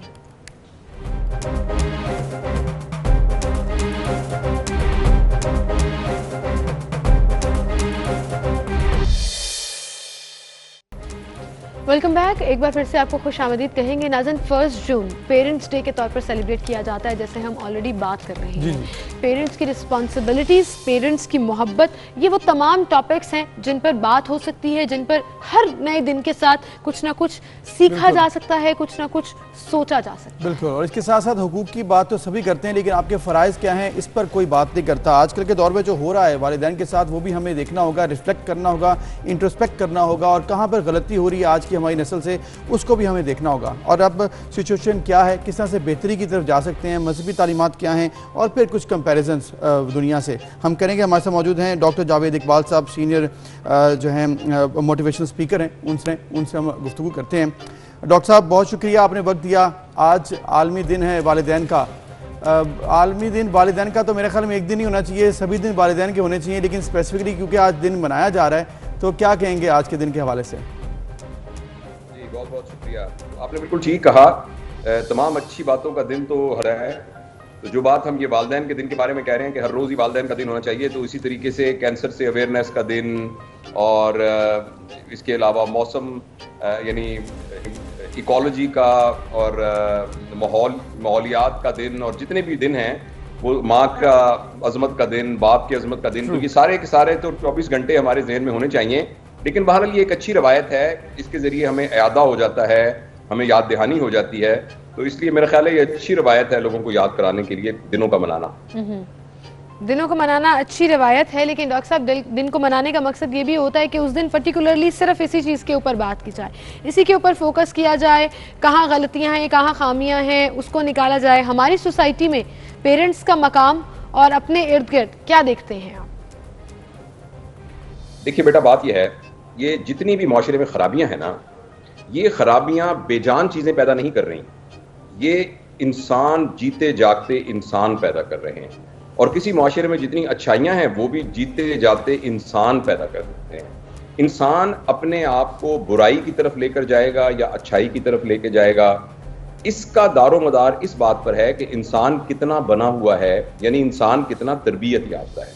जिस मुआशरे में अमूमी तौर पर लोग तरबियत याफ्ता होते हैं, उस मुआशरे में अमूमी तौर पर अच्छाइयाँ होती हैं, और इसका उलट भी इसी तरीके से। वालिदैन के हुकूक के सिलसिले में जो बुनियादी गलती या कोताही हमसे हुई है, जिसकी वजह से हमें आए दिन ऐसे वाक़यात सुनने में आते हैं जो कि बिल्कुल इखलाकी तौर पर, मजहबी तौर पर और इंसानी तौर पर काबिल कबूल नहीं होते, जिसमें वालिदैन के हुकूक को नज़रअंदाज औलाद करती है, उस सारी का जो सिलसिला है वो तरबियत के निज़ाम के साथ जुड़ा हुआ है। जिस वक्त एक बच्चा इस दुनिया में आंख खोलता है तो वो बिल्कुल क्लीन स्लेट होता है, बिल्कुल ऐसे होता है जैसे साफ सफा है। उसके ऊपर आप जो कुछ लिख देंगे वो उसके ऊपर लिखा जाएगा। जैसे आप एक नया कंप्यूटर खरीदते हैं, उस पर कोई सॉफ्टवेयर नहीं होता, आप जो सॉफ्टवेयर डाल देते हैं वही आइंदा से वैसे वो बिहेव करना शुरू कर देता है जी। तो हमारे यहाँ अनफॉर्चुनेटली ये बात हम बहुत सालों से शोर मचा रहे हैं कि तरबियत का कोई मरबूत निज़ाम किसी भी सतह पर मौजूद नहीं है। Very true. ना इदारों में मौजूद है, ना तालीमी इदारों में मौजूद है, और ना खानदान की सतह पर मौजूद है। खानदान की सतह पर तरबियत बस हैज़र्ड तरीके से हो जाती है। जो जिन खानदान की रवायत अच्छी हो वो अच्छी तरबियत वहां होती रहती है, और जहां रवायत कोई ना हो उसमें फिर बिगड़े हुए इंसान बन के मुआशरे में आ जाते हैं। सही। डॉक्टर साहब, आपने जिक्र किया है कि क्लीन स्लेट होता है इंसान, लेकिन ये बहस तो बड़ी अभी लग रहा है कि इंटरनेशनली भी की जाती है कि नेचर ज़्यादा डोमिनेंट है या नर्चर, यानी कि आपकी तरबियत या फिर आपकी नेचर ही ऐसी होती है। कई दफ़ा जो कहते हैं कि बदली नहीं जा सकती खसलत जो है वो इंसान की होती है। तो क्या इसकी कितनी इंपॉर्टेंस है कि कुछ लोग मतलब अगर नेचर वाइज ही कुछ इस तरह से उनकी तरबियत मुश्किल नहीं हो जाती? देखिए, इस सिलसिले में बहुत ही ज़बरदस्त साइंटिफिक काम अमेरिका के एक साइंटिस्ट हैं जिनका नाम ब्रूस लिप्टन है, उन्होंने किया है। आप में से जो दोस्त सुन रहे हैं, देख रहे हैं, उनकी एक बहुत ही मार्कातुलारा किताब है जिसका नाम है बायोलॉजी ऑफ बिलीव्स। उसमें उन्होंने ये बात साबित की है कि हमारा जेनेटिक बैकग्राउंड जो मर्जी हो, अगर हम एक्सटर्नल एनवायरनमेंट को चेंज कर देंगे तो जेनेटिक जो भी बैकग्राउंड है वो एक्सप्रेस नहीं होगा।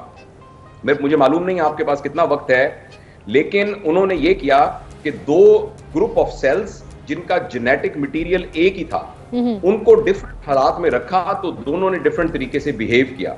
इसलिए एक नई टर्म इजाद की गई जेनेटिक फैक्टर्स के साथ, एपीजेनेटिक फैक्टर्स। एपीजेनेटिक फैक्टर्स का मतलब है वो माहौल, वो नर्चरिंग एनवायरनमेंट जिस एनवायरनमेंट में हम किसी फर्द को रखते हैं।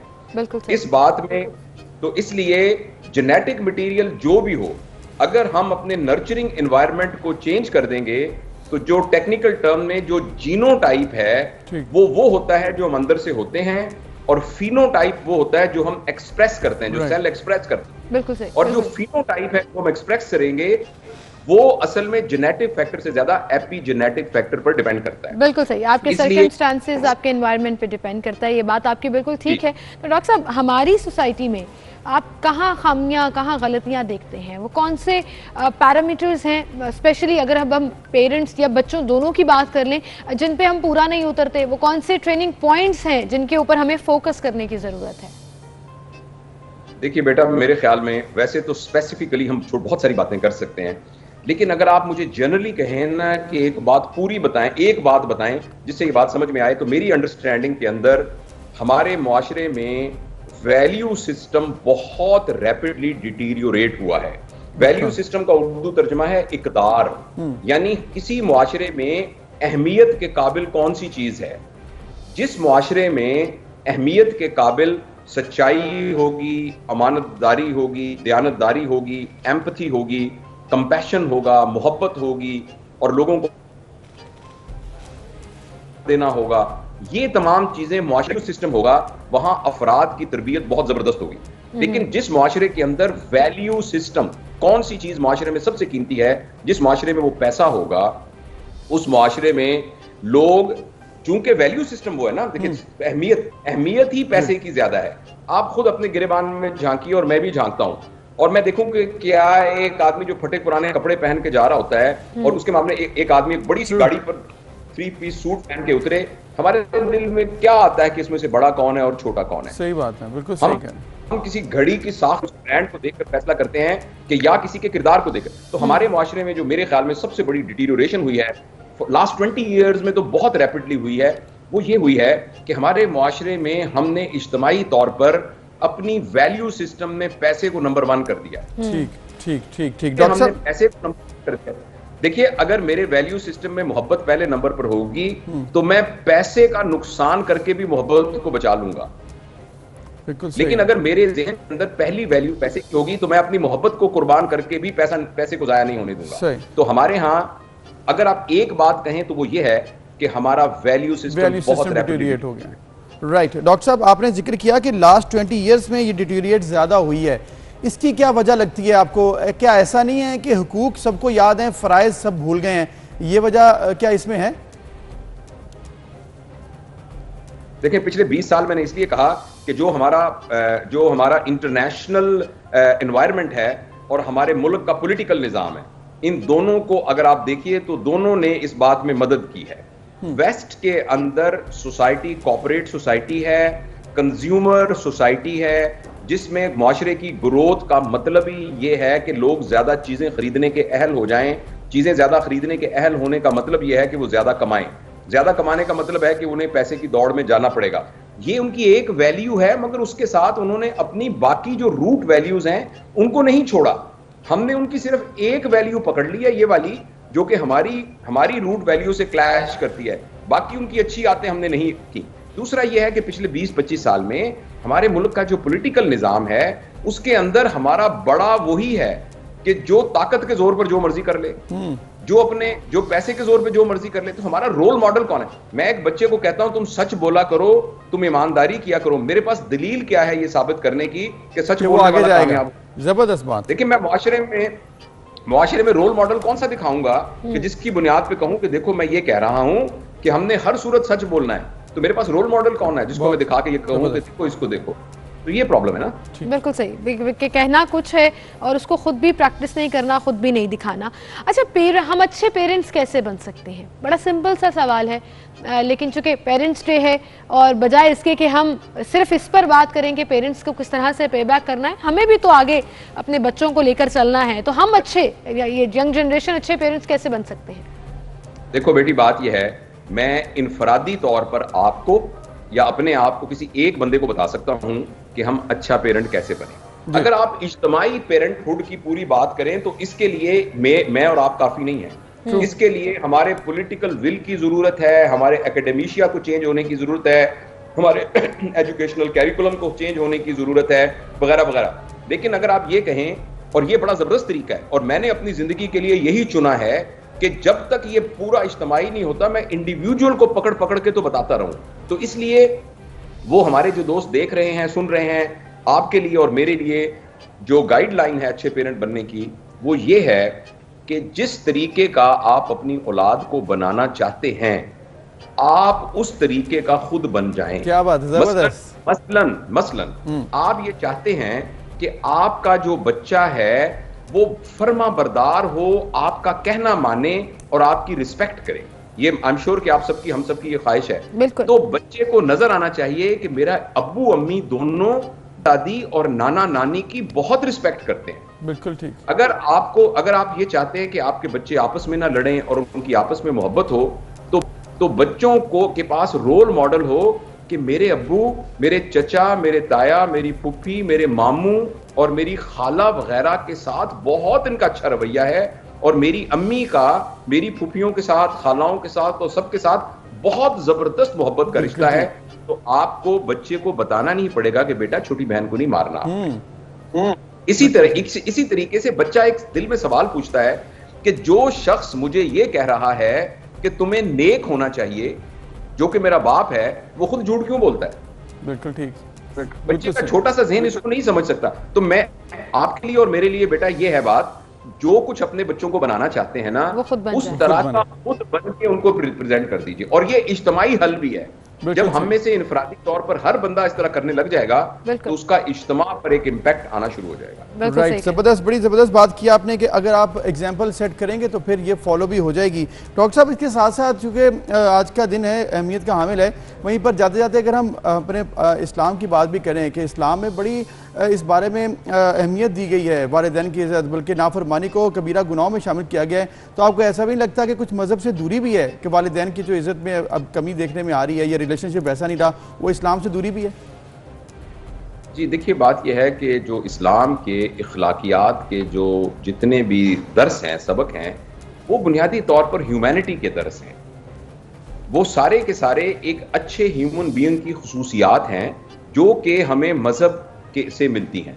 सच बोलना, ईमानदारी करना, बुजुर्गों का ख्याल रखना, और सही तोलना, सही मापना, रिश्ते, तो ये सारे के सारे यूनिवर्सल ट्रूथ्स हैं जो कि इस्लाम, चूंकि अल्हम्दुलिल्लाह जो हमारे यानी अल्लाह ने हमारे ऊपर करम किया है कि हमें एक मुकम्मल ज़ाब्ता हयात बना के दिया है, तो वो तो एक यूनिवर्सल ट्रूथ हैं जो कि हमारे मजहब ने भी हमें सिखाए हैं। तो आपकी बात दुरुस्त है कि अगर हमारी ईमान की कैफियत ठीक हो तो फिर इन चीज़ों को मानना आसान है। लेकिन आप सच्ची बात देखिए, मैं आप कमरे में बैठा हूँ और कमरे में फर्ज करें, मुझे समझ नहीं हमेशा, फर्ज करें मेरी ये कमीज के बटन 2 खुले हुए हैं, अगर एक अजनबी आएगा तो मैं फटाफट अपने कमीज के बटन बंद कर लूंगा, क्योंकि मैं नहीं चाहता कि मैं किसी और के सामने इस तरह। तो जितना उसके आने का मुझे एहसास है, क्या उतना हमें खुदा की प्रेजेंस का एहसास है कि नहीं physical? Very true, very true. तो चूंकि हमें एक्चुअली इसी का नाम ईमान की कमी है। अगर किसी शख्स को इस बात का एहसास है कि मेरा पैदा करने वाला खुदा मुझे देख रहा है, अगर दिल में उठने वाले वसवसे को भी जान रहा है और देख रहा है, तो फिर तो ये सारी बाकी किसी चीज की जरूरत ही नहीं है। फिर तो अपने अंदर ही एक जबरदस्त किस्म का मुफ्ती हमारे अंदर बैठ जाएगा और वो हमें कुछ गलत काम करने ही नहीं देगा। राइट। बिल्कुल सही कह रहे हैं डॉक्टर साहब। थैंक यू सो मच जी, आप हमारे साथ मौजूद थे हमेशा की तरह। बड़ी अच्छी प्यारी बातें और बातों में सभा और सिखा भी जाते हैं। आई होप कि आप लोगों ने ये जरूर सुना हो और फिर इस पर अमल भी करें। इसके साथ ही आज का हमारा वक्त खत्म हो चुका है। इंशाल्लाह कल मिलेंगे, अपना ख्याल रखिएगा। अल्लाह हाफ़िज़।